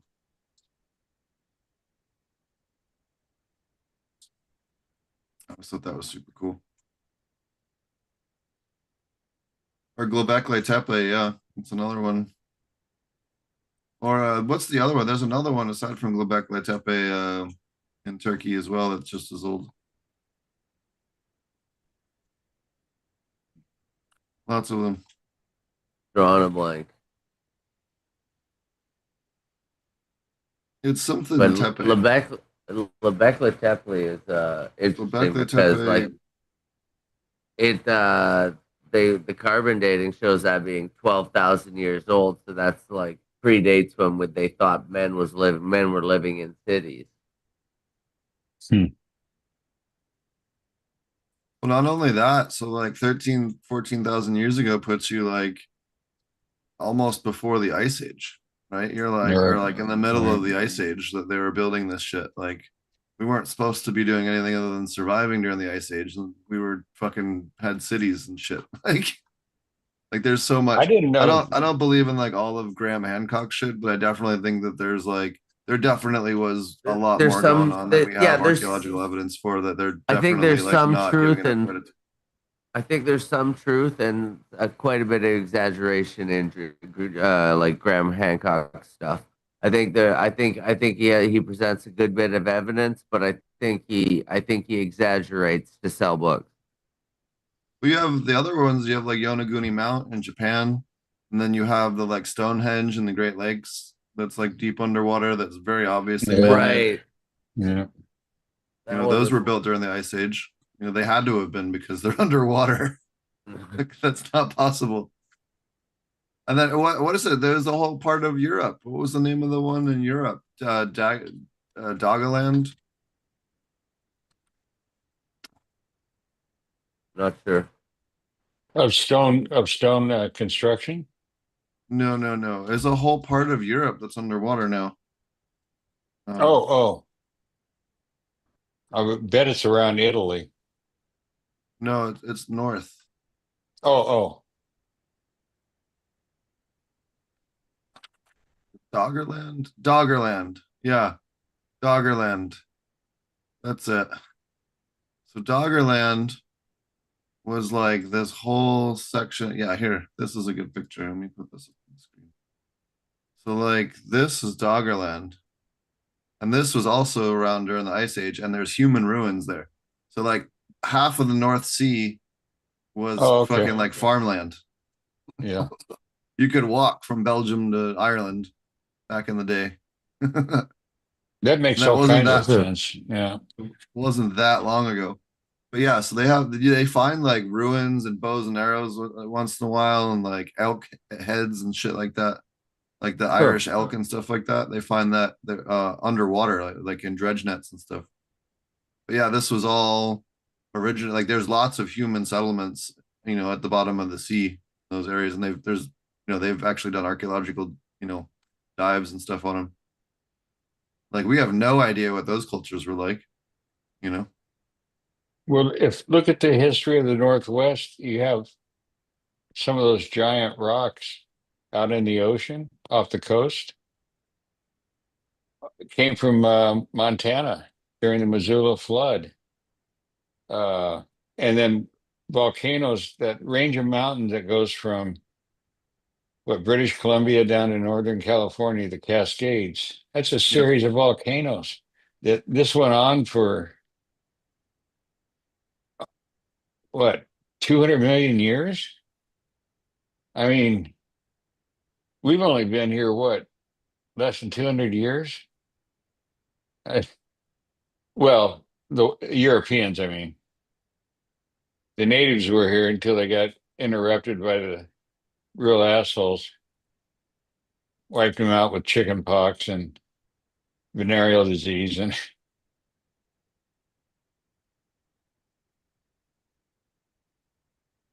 I mean, somebody had to bring it.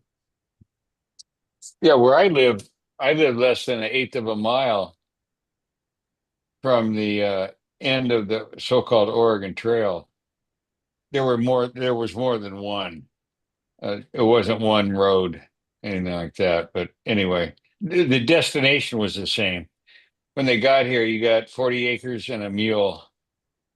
Hell yeah. Uh, what was interesting is the native tribes here. Okay, so I live in what's called the Willamette Valley, which is the Willamette River that runs out north and then west out to the ocean. It's snowfall from the Cascades. Okay.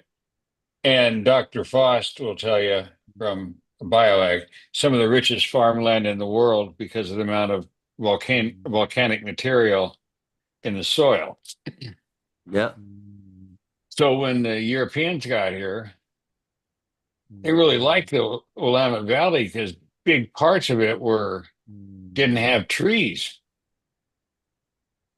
And later it was learned why.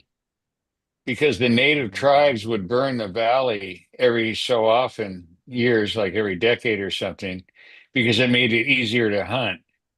By getting rid of the trees, they could track down elk and deer and other uh, land mammals that were suitable for eating.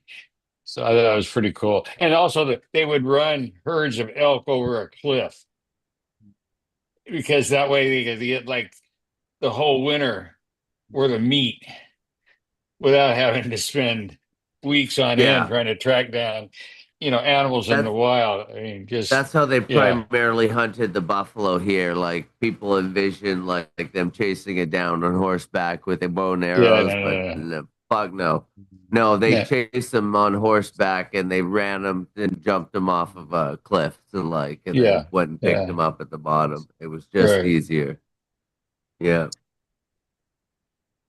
yeah. Before the white man got here, the amount of salmon you could pull out of the rivers, the Oh, it salmon must have been runs. insane. Fuck Yeah, it yeah, must have been just absolutely insane before we started fucking with everything.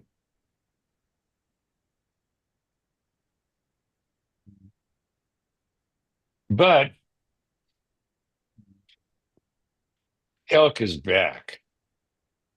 I mean, there's some spots I've seen. Okay, driving on a highway. So they would have been maybe a half a mile away, running down the valley.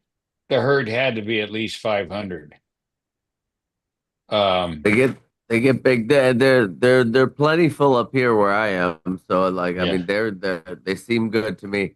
I The didn't. grizzly bears have made a big turnaround too. I've noticed yeah. a huge amount of grizzly bears and the birds of prey seem to be coming back really strong too. I didn't I realize live, that the Roosevelt elk were the biggest of them all. I thought the ones in Colorado were the biggest, but apparently the ones in California are the biggest in terms of weight.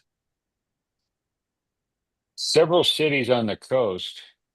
There's the herds have come back in such strength, and there's laws protecting them. In downtown, like Seaside, you'll just see herd walking around the streets or down on the ocean swimming. Uh, they've been doing this for a few thousand years. So uh, things are back to normal for them. And we were in a city of, well, it's small, but Poden can tell you on the beach cities in this part of the world are pretty small, you know. And so we parked at a high school. We stopped at a place, a little cafe, and got something to eat. And we stopped in the parking lot. And in the football field was a buck and probably seven or eight females and another seven or eight fawns, or yeah, fawns. They're rampant. And God forbid if you hit one with a car, that amount of weight. Yeah, you'd be dead. You're doing, yeah, or you're doing some damage, a good bit of damage to the car, anyways. But even in Alaska, moose.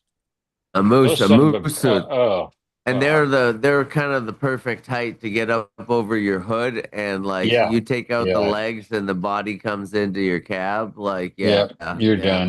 Yeah. yeah, I sweat moose way more.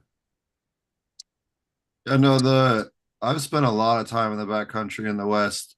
I've run into mountain lions. I've run into Like I've never run into wild wolves yet, but I've run into pretty much everything except that. Elk many times, moose. Moose are the only things that have tried to attack me or like Yep. have been aggressive in any way. Everything else was like, unless you like run up on me or fuck with me, like we're good.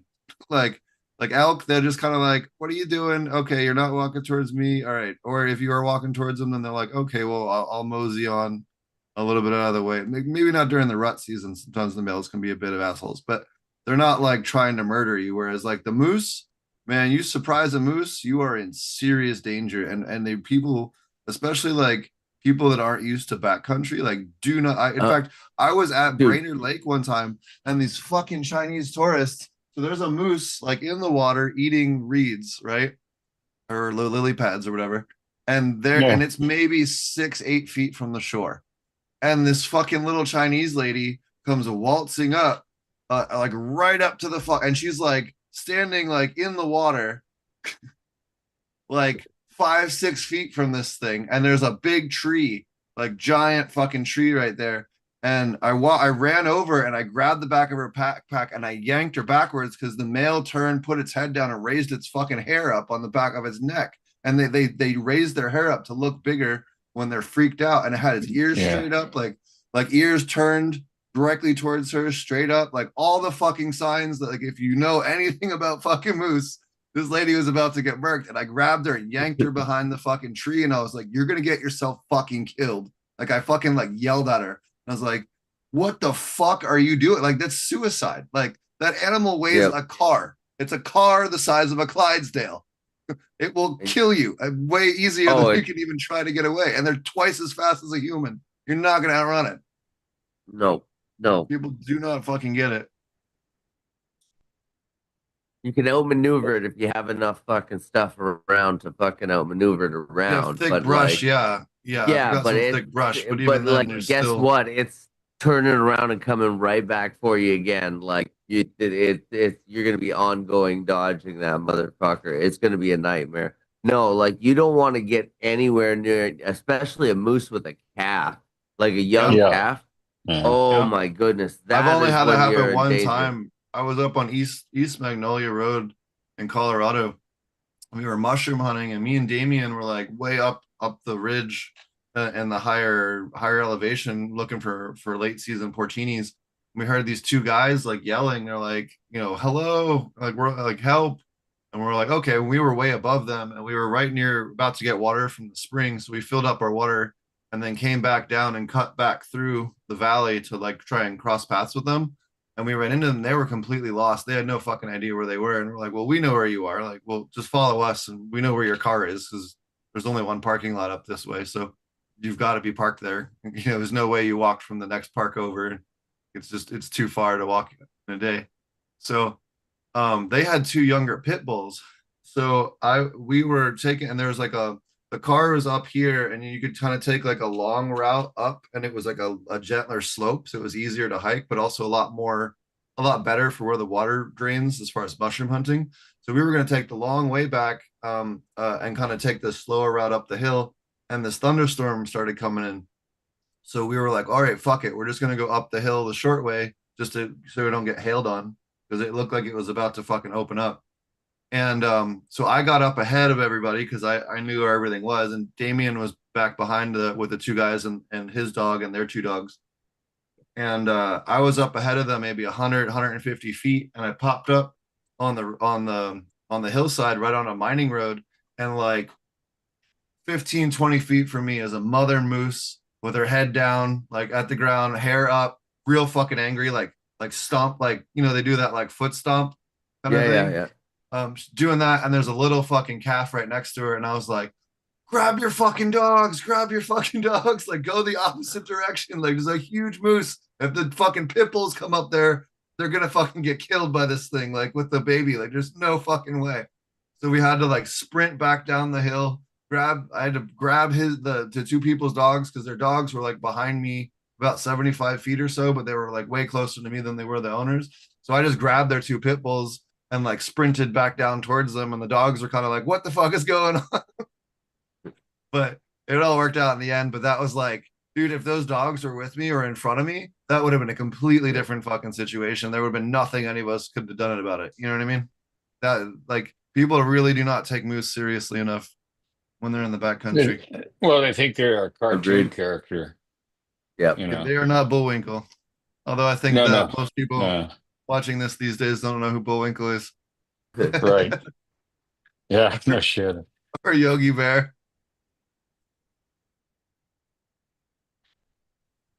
I mean, We're old. yeah, getting there. I already got here. Who that was it? I think rock and roll song, Jim Morrison. No one gets out of this thing alive, or something like that. Yeah, I really thought I was dying the other day That's not because I good. just completely had no control over.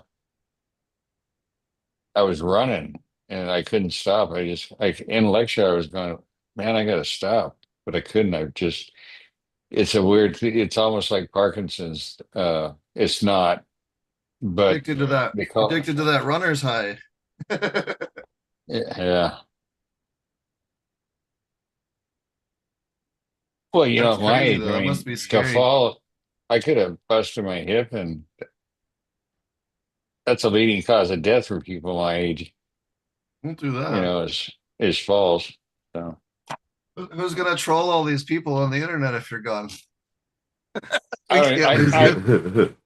I lost my drive. Just every year it got more stupid and more stupid. Uh, We're definitely getting in on close to peak stupid. I mean, have you seen what the president's doing now? oh About to yeah, go it's to a just war in a country that isn't even threatening us. when I was in high school, so that was 55 years ago, 56 years ago. The Middle East has been a bomb, just an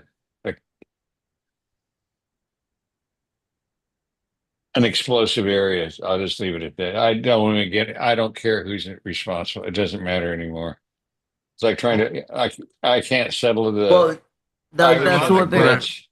the ironic I'm part is, reminded that if we gave the Gazans the guns, they would use them on the Israelis. Like let's not forget that. Like there's no, I don't know what to do about the whole situation. No, I don't either. send them back to Europe. You just send them back to Europe where they belong. Like none of those people are fucking actually Palestinian or any kind of Semites. They're all Polish and Hungarian No, but and that's what, Serbian and let's take two groups that have lived together side by side for hundreds of years, the Irish and the Brits. yeah, Figure that one out.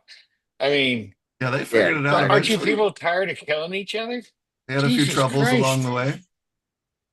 Yeah. No, but the funny part with Iran is that we overthrew the last fucking government. We're not allowed to overthrow it twice in a row. Like you get one overthrow. You don't get to overthrow. You don't get a redo on your overthrow Hey, of government. You're stuck with the there one goes you the bought. most Americans today don't know that the Shah of Iran was our guy Yep. Yeah.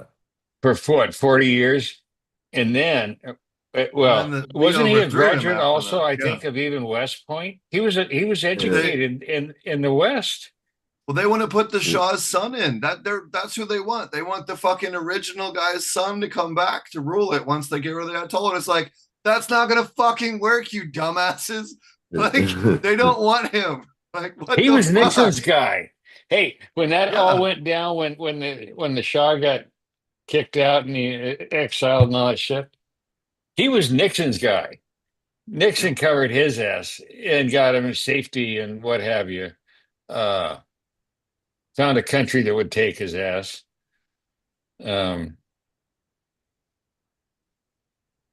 yeah, Certainly shouldn't be fighting any wars for Mr. Netanyahu.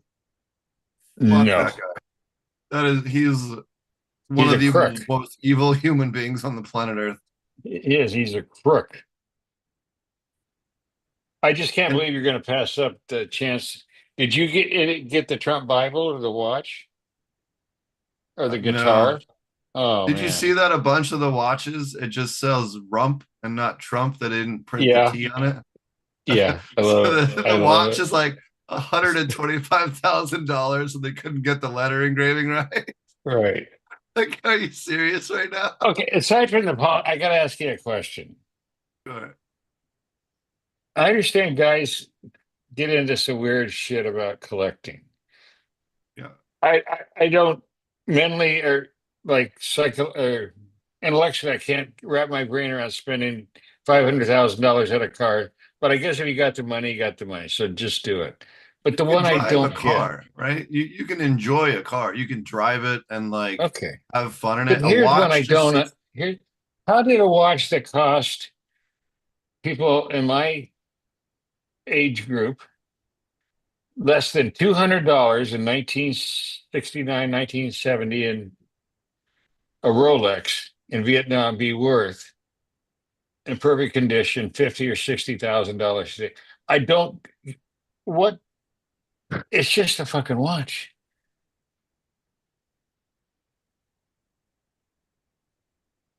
Oh my god! What a joke! 100 grand for that? Boy, is that gaudy! Whoa!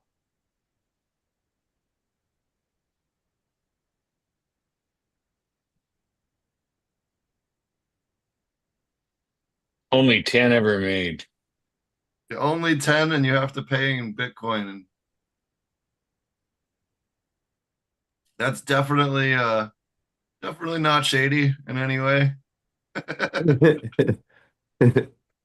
Jesus Christ. Okay, aside from the politics, just talking in general, Good. would you ever put money in a Bitcoin type investment? Yeah, I mean, I wish I had bought Yeah. way more Okay, Bitcoin back in the day. Like, so Bitcoin itself, yes, I would. The okay, random Big, meme coins, absolutely not. bit, But yeah, Bitcoin there's or Bitcoin and Ethereum there's or a couple shitcoin. of the ones But that are like actually long-term stable that will like okay, that I think it makes sense in some cases, especially like for instance, when I had money I needed to bring back from Thailand, I can right, go fucking right. through the bank and lose fucking like yeah, a bunch. 14% or 15% or Yeah. whatever fuck percentage of what the fuck the exchange rate is, plus bank fees and Wow. all that shit. Or I Mm, can put it in crypto and pull it back out at a crypto ATM and have $0 for exchange. Or gotcha. not zero, but it's like 0.5% or 1% or Right, something actually fucking reasonable. Like that is gotcha. super useful for that kind of shit, especially if you're trying to Mm, go through or like when I was in Zimbabwe. Zimbabwe is fucking sanctioned. They don't I had to go either transfer money to my PayPal and then PayPal to Western Union myself, and then take that to a money changer, or I could just do crypto. So it's like one of these takes me 30 minutes, the other one takes me like 3 hours. So like I'm gonna do the short one. Like that kind of stuff makes a lot of sense. For reasons that would bore you if I had to tell you, Ecuador has the dollar as their currency, which is great for expats. But don't take your American spending habits down there and try carrying 20s or even fives. Start dealing with dollar bills and coins. You're in a whole different economy. So they don't have the change because Ecuadorians don't go into stores with $20 bills to buy groceries, that kind of thing. And then trying to find even, what do you call it? Bank machines once you get out of the major cities and get into more rural, especially on the coast.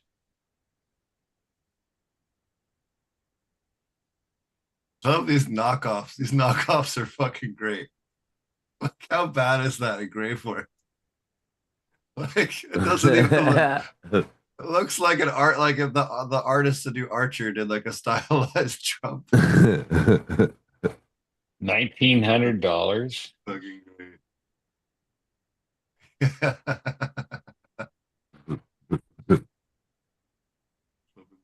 Some of these are You know, really this just started in the last 10 years, but these giant watches of today, like especially the athletic watches like Apple's Ultra series. I mean, it's 46 millimeters square. what Nuts. she said.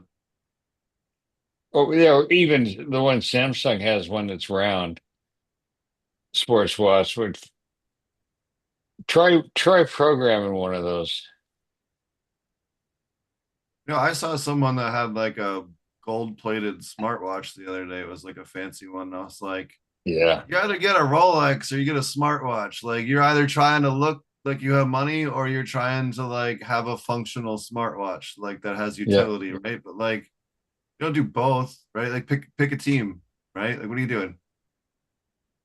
I have the entry model smartwatch from Apple, the whatever it is, the lowest priced one. And probably 80% of what it could do, I have no use for. I mean, I I think just they're count cool steps. Yeah, for yeah. health stuff. They're awesome for knowing your oxygen level and Absolutely. heart rate and your sleeping. Absolutely. I think that part's But I'm cool. not going to answer a phone call and look like Dick Tracy comic. Yeah. Hello there, how are you? Talking to Coming your in, phone. Yeah, all right. man headquarters. That you can read your Apple books on there. You can like a message. I'm going to stop What? and read a message on an iPhone screen for what? I do the bartender where I go all the time, she's got one. And it's good with like someone if there's like a situation at the bar and you need to text the bartender, they can like glance at their wrist and be like, oh shit. Or like, Yeah. whatever it is. Yeah, yeah. Without it being like openly known to the bar that she checked her phone and saw, you know what I mean? It's like you can kind of stealthily like get messages across to people who like, hey, that guy's wasted, don't serve him or whatever. So Apple has this new computer. They're top of the line now. The chip is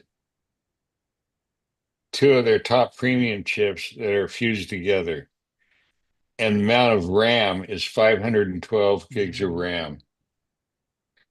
It's for large AI models and LLMs and what have you. And you can put in up to 16 gigs or terabytes of storage. And it's only going to set you back 14.5.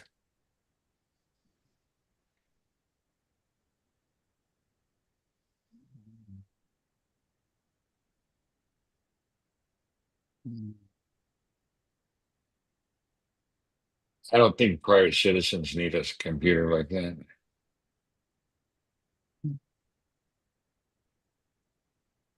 No, probably not. Probably not. What's the exchange rate between a US dollar and a Canadian? 73 cents last Okay, time I so looked, but Oh, wow, okay. that's but gone I'm down. not sure. So when you go buy an Apple product, you're paying 25% more. Yeah. Wow. Well, maybe Then not because they don't pay the fucking ridiculous tariffs with China because they have a way better trade agreement with China this or Not with right now. No, no, no, no, no, really? no, no, no, no, no. No, no, no. We argued. We decided not to. We decided that we were gonna. You guys told us to not allow Chinese cars in, and we once again fell for it. And we're like, okay, we won't allow Chinese cars in. So the Chinese hit us with 100% tariffs right now. But like Carney isn't fighting back against them or doing anything to them. Like he's just To be fair, yeah. their cars kind of explode on fire all the time, and they're like Well, I Basically get like it. Then mobile spy that's devices what from they should CCP. ban. And that's what they should ban them on, not on the not be like, oh no, you can't bring them here, 100% tariff. No, let them bring them here, and then just ban them. Be like, no, they're not safe. They can't pass. Well, Sorry. You know, they catch fire all the time in Europe and in Thailand they catch fire all the time. And then they also there's like Oh, some don't stuff doubt it. about the CCP can connect to the cameras on the car so they can use them for surveillance. That's why at the protest last week everyone was like, why did they burn the Waymo cars? Well, the police were sending the Waymo cars into the protest because they have cameras on them and they were spying on the protest. So that's why once everyone figured out what they were doing, they just torched them all. But yeah, the Waymo has an agreement with the LAPD. you know what stuns me is how few Americans understand that tariffs are paid for by the end user. Yep. The Yeah, well, country, that's it. well, It's true, right? it's It's going to be passed on by everybody, right? To the last person in sure, the line, which is the I consumer. did a I did a yeah, build estimate for this group in well, I'll leave it vague so I don't get them in trouble, but they're in the South, the deep yeah. South. And I did a whole build equipment list for them. Like, here's all the shit you need for it. And they got, I gave it to them and I priced it out originally before the tariffs. And then they went to purchase it after the tariffs, and not one of the prices was the same. And they were all mad. And they're like, why is it so much more? And I was like, Yeah. it's your boy. But it was like Well, funny to see them like in real time go like, wait, there's consequences to voting in this household. I saw an Try to interview with get grow a lights right farmer now. up Try to find in grow lights at all in the US right now. Like, unless they already had a huge backstock, they don't exist. Like, everything is sitting in China right now, waiting. yeah. What happened in Oklahoma with the cannabis laws? So they passed a big revision against everyone's will, and that basically axed over half of the licenses and made it much more difficult. They also added license. You need a licensure to work in the industry, so you have to get your permit, like Colorado, to work in the industry. And then they also did some other stuff. Really? Now there's a new bill called SQ 278. Someone can correct me if I'm wrong on this in chat. That actually is like a revision bill that would properly like bring it into regulation, remove the excise tax from all medical grow stuff, and then also enact 21 and up recreational sales. And that would put a 3-year moratorium on new licenses. All current medical licenses would be allowed to do both medical and recreational production. So it would kind of curb a lot of the more pain in the ass problems. It also would streamline the regulations to be like much more reasonable and way less burdensome. And it would reduce the all fees to $2,500 for the license and a $500 OBNDD fee. So you'd be around $3,000 in licenses per license per year. For you'd have to get one for hash production, one for cultivation, one for retail, but like you're just paying $3,000 flat per each because it's on a sliding scale right now, which is pretty stupid. It would also get rid of the differences in tax rates for larger grows versus smaller grows, and just put a flat 10% tax on 21 and over weed, rather than having the scale based on the size of your farm. And like there's too much shit that like I get where they were coming from with it, but the execution was just all wrong. So the other thing they need to do is they don't have one of the things it also adds is a whitelist for pesticides so that like we can stop with the crazy pesticide shit. So this was passed by the legislature? No, so that one's up for vote in November. The SQ Oh, I see. Okay. 278. But right But the now, law yeah, but the law they that did would restrict change it everything, that significantly. was by the legislature, right? That was by the legislature. Yeah, right now they're trying Yeah, to okay. fix that. I see. Okay. But originally the legislature didn't think it was going to pass. So they just were like, yeah, no, let the stoners write whatever they went into it. Like red state Oklahoma's never going to legalize it. And it was like 68% voted for it. Like they totally got it by surprise. So that's why in the beginning it was like $2,500 and you can go 5,000 acres of weed if you want to. Like no restrictions, no nothing. It was completely insane there for a while. Well, the law here is by on the commercial side of things. there's two licenses, a 20,000 square foot and a 40,000 square foot, Yep. but it doesn't have to be contiguous. Yep. So let's say you're doing them in giant smart pots, 800,000 gallon pots. You can get a lot of production because you can keep them separated and get Mm. sunshine all around them. I mean, you have a lot better. You don't have to have them in a restricted area. Yeah, no, so like Colorado or they might have changed it now in Oklahoma. It's been a minute since I worked in that industry, but they didn't have any square foot limits or anything like that. The tax rate of what you got taxed on went Oh, up based on the volume. So like small guys yeah, got taxed less per pound than the big guys did. But that makes gotcha. sense, right? Like in terms of trying to like limit the big guys to be, they save money by doing it at scale so they can afford a little bit more tax. You know what I mean? Here's what gets me. We don't have a sales tax in this state, which, as ridiculous as that sounds. So you could go buy a brand new Ferrari. You might pay more than you should, but you won't pay any taxes. All right. But there is one item that's taxed. That's cannabis. Mm. Almost to the tune like 27% or something like that. Some crazy shit. I mean, it's higher in other states, don't get me wrong. California, I think is higher because you got state tax, county tax, sales tax, blah blah blah. Asshole tax. I have a Asshole little tax. clause in my consulting contract that says if they're overly difficult, I can charge them a 10% difficulty, or I forget how I word it. It said legalese, but basically if you're an asshole, I can jack your shit up, and you already agreed to it when we signed. I've only ever used it one time, but the guy was like high as fuck on drugs and would not listen to a damn thing I said. Guy on Adderall was like destroying What's his that facility. expression? Hindsight's always better than foresight, but had I to do it over again when it went legal here, I would have sat out the first 2 years and let everything settle out. Let them go out of business. Uh, you know, get the investors out of there because the investors are the one that fucked everything up.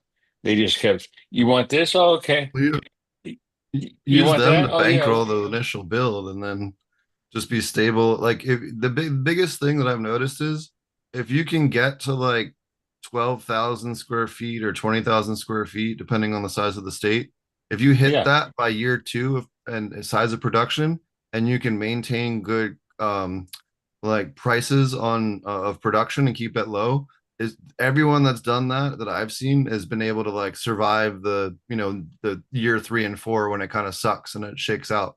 Yeah. But and then by year 5, 6, and you have a stabilized Yeah. market. There's so much foreign ownership here. Uh, Chinese nationals, Russian, Honduran. I mean, Honduran? Uh, it's unreal. It's a zoo. The big issue here is water, like it is in Northern California. Maybe not on the coast, but Yeah, on the inland. eastern side, yeah.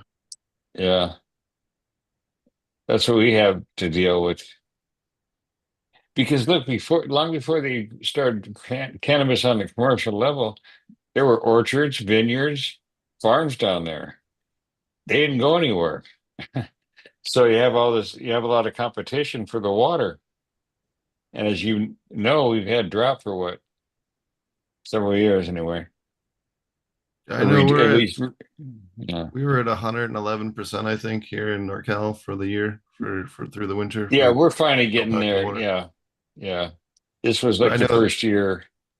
I know you guys got a little bit less rain than we did over the winter, I think. Right. Yeah.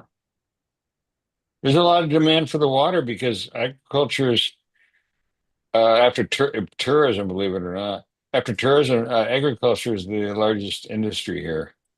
So there's a lot of demand for the water, and it's good water coming right out of the Cascades. And it's Purity beautiful is, on the eastern side of the mountains there. I think very few people really get a chance to go out there and see how pretty it is. yeah, Oregon I Actually, agree. Washington a little bit more because Spokane, but Oregon, very few people get out that way, and it's really pretty. Josh Steensland used to grow a bunch of organic hemp and shit out there. I went out Yeah, there to visit. Painted Hills, and a lot of it looks like Grand Canyon, Yep. Eastern Oregon. Not all of it, but part of it. And the rolling hills remind me a lot of like eastern Colorado. Like when you first come into Colorado from the east, those like Right. hills like almost look like the Windows XP Yeah. background.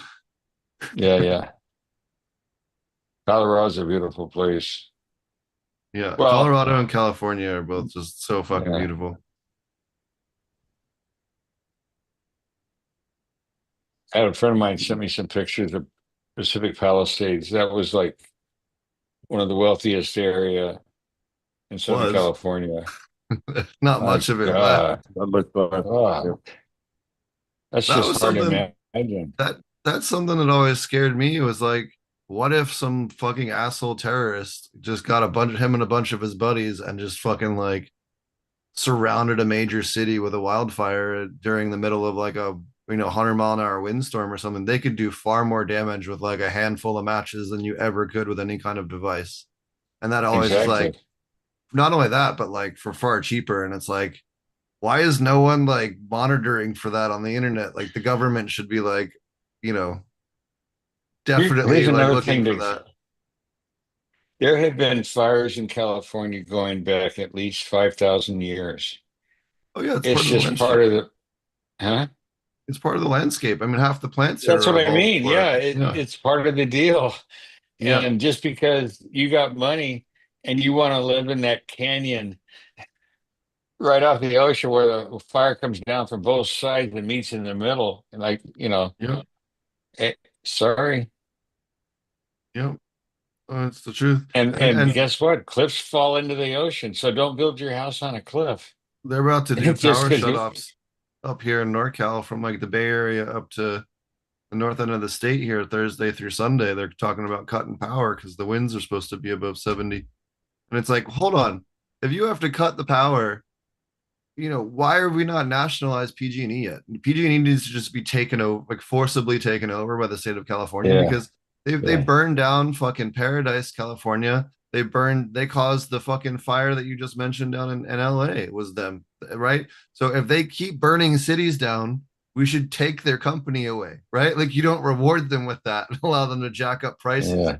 You tell them to go to hell, and then you take it over by the state and then just run it out as a non-for-profit, like lower everyone's energy prices and then get rid of the bullshit, like actually Hey, fix your fucking transmission lines. before the 20th century, the indigenous people all up and down the coast of California, the state, I mean, not the coast of the state, they knew when to leave Yeah, in yeah, the they had spring and the different summer. Get the different fuck out of places and they there. would travel. Yeah, you're absolutely right. Exactly. Exactly. It burned. I mean, you know, Yep. the I-5 corridor from, say, LA to Sacramento, great farmland, right?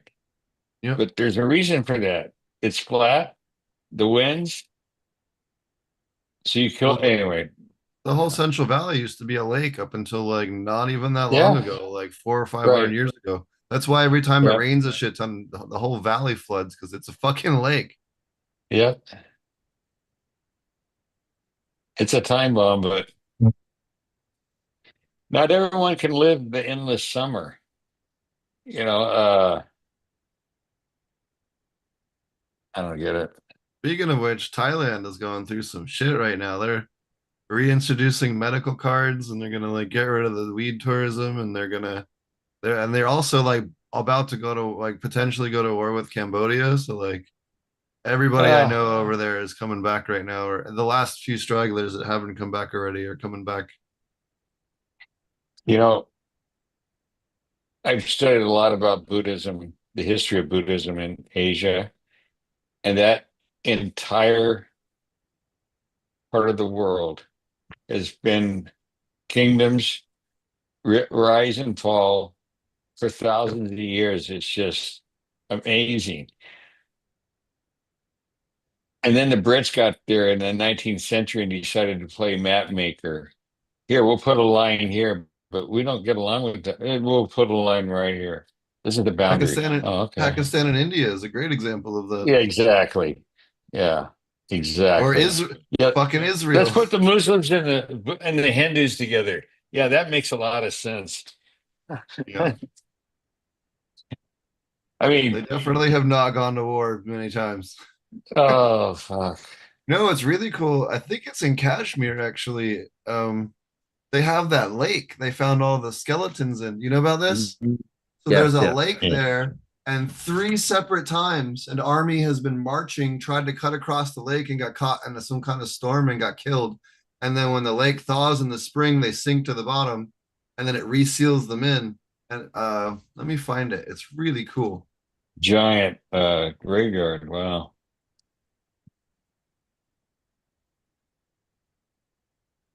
Find it. Rupkund Lake. Um, this is You the know, one. is the Buddhist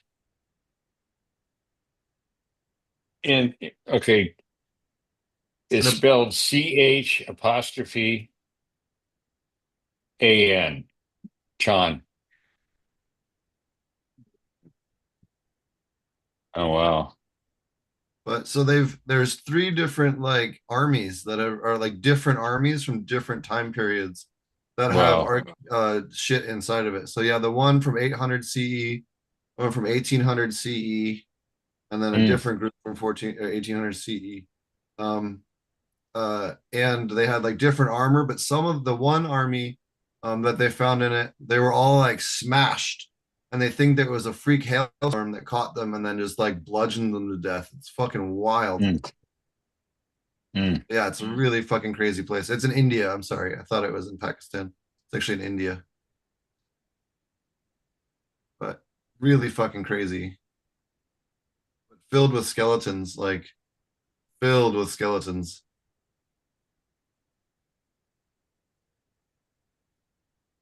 Definitely like, but one of my like bucket list places to go see. It's also at like almost 15,000 feet, so it's not an easy hike to get to. Yeah, I mean 14, Mount Hood. 14.8. We're only what you can't go to the peak. Where you can go at Mount Hood, the highest is like 10,000. I mean, the top of the peak mountain is 12, but you can't. I guess you can if you climb up there, but I mean, as far as there's a road that goes up to the 10,000 mark is what I meant. It says local legend says that King Kanaju Raj Sadalov, some Indian word I can't pronounce, and his pregnant wife Rani and their servants, a dance troupe, and others were on a pilgrimage to Nanda Devi Shrine, and the group faced a large hailstorm. Uh, the entire party perished in the lake from the hail. Wow. And then there's 300 soldiers from some kind of other battle. Yeah, it's fucking crazy. Anyways, it's just like one of those weird places where like a bunch of people had bad luck in the same place over different time periods. It was kind of interesting. Because of the trade through Yep, the Silk Road yep. and what have you, there was a lot of language barriers that had to be overcome, but also measurements, weight. And it was Indian mathematicians that discovered or created whatever term you want to use, the zero concept of zero. And that changed arithmetic for, well, the way we practice it today or use it today Yep. when you learn in school. So, and also the basis of almost every language outside of Asia can be traced back to India. And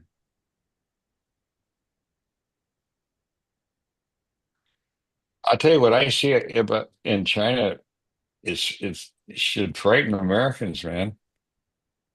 We don't have cities like that. We don't have harbors like that. We don't have manufacturing like that. Americans still have this idea that if it's made in China, that people in a hut squatted down next to a fire, putting iPhones together or something. I mean,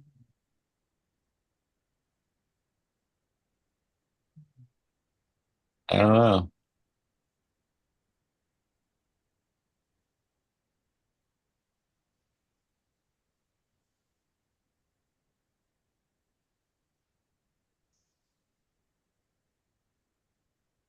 Yeah, the A lot quality of of life is challenges. definitely the quality of life is definitely improving in that end of the world, and whereas declining in this end of the world. Eventually, they're going to pass each other, and one of us, and we're going to be on the other side looking back. But Yep.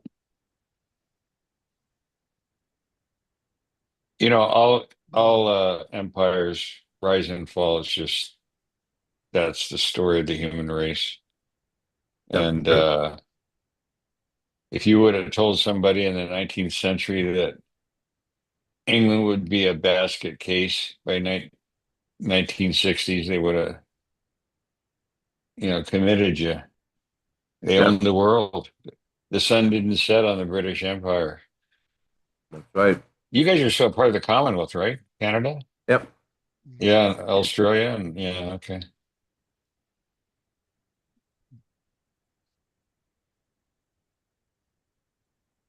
Yeah, I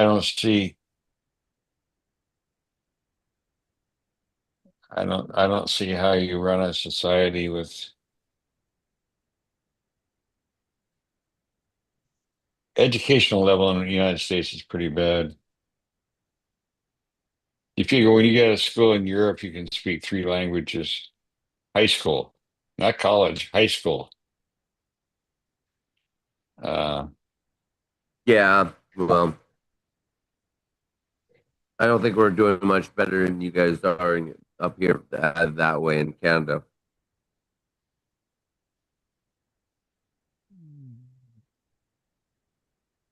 yeah. I'm not sure. Worth looking up.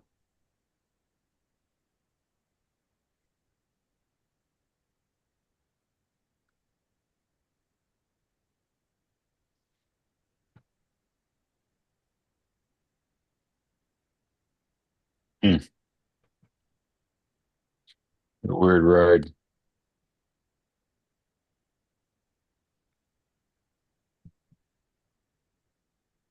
Yeah, sure is.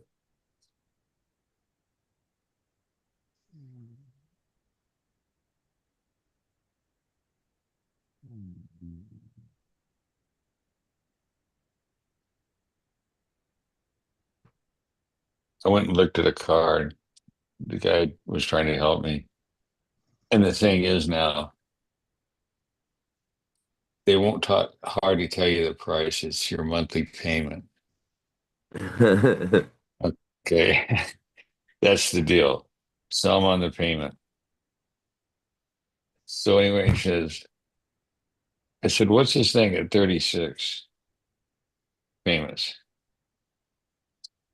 And so he tells me, he says, but I can put it on with your credit and everything 12 years. I said, I don't have 12 years.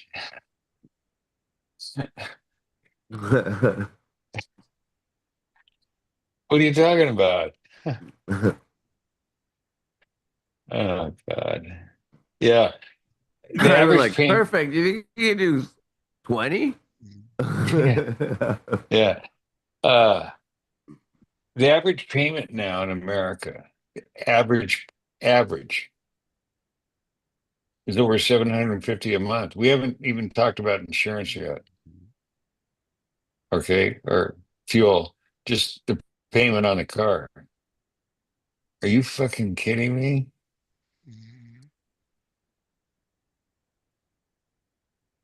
And then you still owe 10,000 on a car and so you're negative equity and they tack it on to the new loan. Really? Yep. Yep. Wow. I guess I'm old fashioned enough. I always thought of cars as a means of transportation to get from point A to point B. Oh, It wasn't a 100%. lifestyle. It wasn't a lifestyle. You know, and don't get me wrong. It's a luxury, but we've It's become too nuts. complacent with it. Yeah. I mean, a fucking Subaru is 40 grand. Oh man. Yeah, Well, no, it's and you, my work trucks are now 100 to $125,000. I'm like, what? This is house money. Like, what the hell is this? Like, F-150 like Ford, F three that fifty, type. F 350. Yeah, Oh, bigger ones. Oh, wow. yeah, Oh gosh. Damn. yeah. They're 100,000. That's like that's what a house costs. Like Yeah. getting ridiculous. But Did you want a heater in that? Yeah. yeah, I do because I'm going to be living in there. No. A friend of mine has a Tesla Y, or anyway, like the sedan type thing. Yeah, I actually those are actually I actually kind of like those ones better than most of the new ones. Yeah, but I just dislike him so much that I don't want anything to do with him. You know.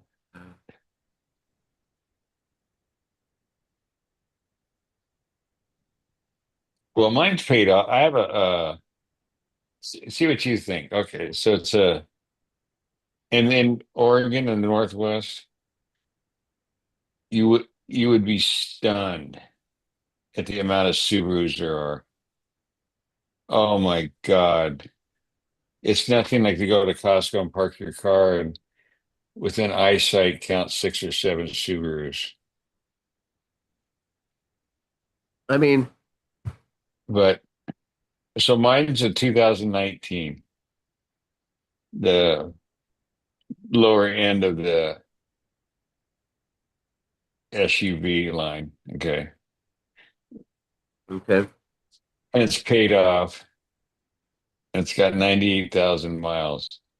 For the life of me, I can't figure out why I need to trade this in. I have free oil change for the till life as long as I own the car, right? So I take it in every month. I mean, it's been maintained, Yeah, yeah, yeah. and not even 100,000 miles. And a Subaru is good for 250,000 miles. Yep. I don't. So hey, when I'm gone, donate this son of a bitch. Give it to charity, buy some food and feed people. Fuck it. So I can't see going into debt for $50,000. Oh, that's a nice looking car. I don't even know you. I mean, when people like, well, he looks really cool. He's got a good car. Okay, I don't have a good car. Uh, Subaru's the original car. Um, Yeah, I I mean, uh, I don't see the reason to rush into a new payment. I mean, no, I've usually found that I can usually upgrade the stereo or something, and I'm usually happy yeah, with what with the right. change in the car, right? Like, Well, yeah, when we retired a few years ago, um, we cashed in our 401ks, and I just said, "Fuck it, just pay the tax. I don't want to get involved, and I just want to be done." And so you pay a pretty in the United States, you pay a pretty good tax on your yeah, 401k. But we had enough money to pay off our house. And you talk about liberating no house payment, yeah, just the taxes, which are bad enough. But anyway, yeah, what I mean, psychologically, no house payment. It's really liberating. yeah, So absolutely. yeah, I look forward to getting to that, but little work, yeah. you'll do it. You're a smart guy. Oh, you betcha. You betcha. That's a good goal, though. Oh yeah. Yeah. Absolutely. Absolutely.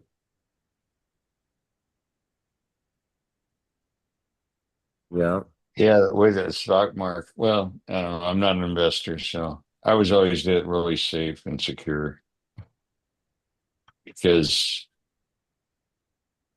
I've just seen markets come and go, like real estate in and on the beach areas of Southern California. Talk about volatile. You Yeah. know, one day you're a millionaire, and the next day you're not, kind of thing. I went through at least three different,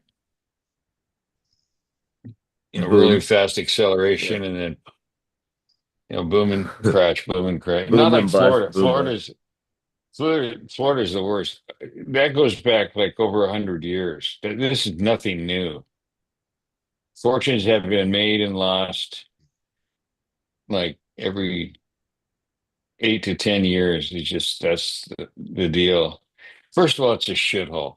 Okay, the humidity in the summertime. Can you Yeah. imagine Is 90 degrees unbearable. and it's 85% humidity Mm, every yeah, no, day? that's hot.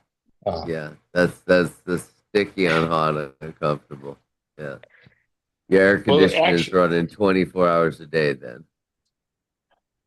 I'm not a meteorologist, so I don't understand weather patterns. But what I don't get is in North America, on the West Coast, except for Southern California, that's unique. That's Mediterranean climate.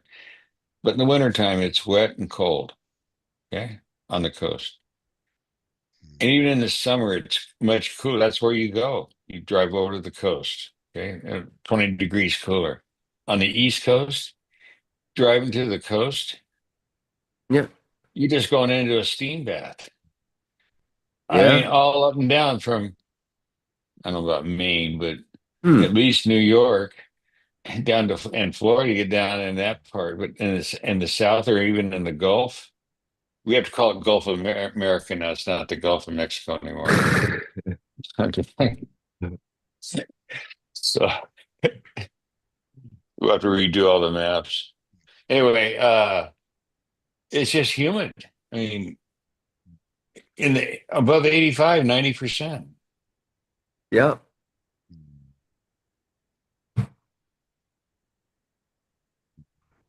I don't know. Does the wind blow from west to east? I don't get it Sometimes. because I mean on the west coast, well, up in Canada. I mean, shit, coming down out of Alaska. Yeah, it usually comes from northwest down to southeast. Yeah, okay. Wow. Because Yeah, even whenever then I when watch the Weather Channel, it shows these big storms in the Bay of Alaska coming down yeah. Canada's coast. And when it hits Washington, it makes a left turn and goes across the country to New York. And this is where the rain, I mean, just like a motherfucker. So, and when you go on the coast, like the trees that are growing on the cliffs, what I think it's cypress. Anyway, they're bent. The branches, like in the direction that the wind had been blowing for has hundreds of hammered it. years. Yeah. That's awesome. Yeah, it really is. And it's like kind of the trees, they don't go up. They're like they got bent over, and the branches are all really, been strengthened from the winds over decades and decades and decades. That's So, cool. all right, brother. I know it's late there. Yeah, So, that's but good too, man. Yeah, sounds good. Awesome. Well, thanks for stopping by, Jim. It's awesome hanging with you. yeah, Uh, you have a good one. yeah, Enjoy the summer's coming this weekend. So, awesome, man. June 21st. All right, man.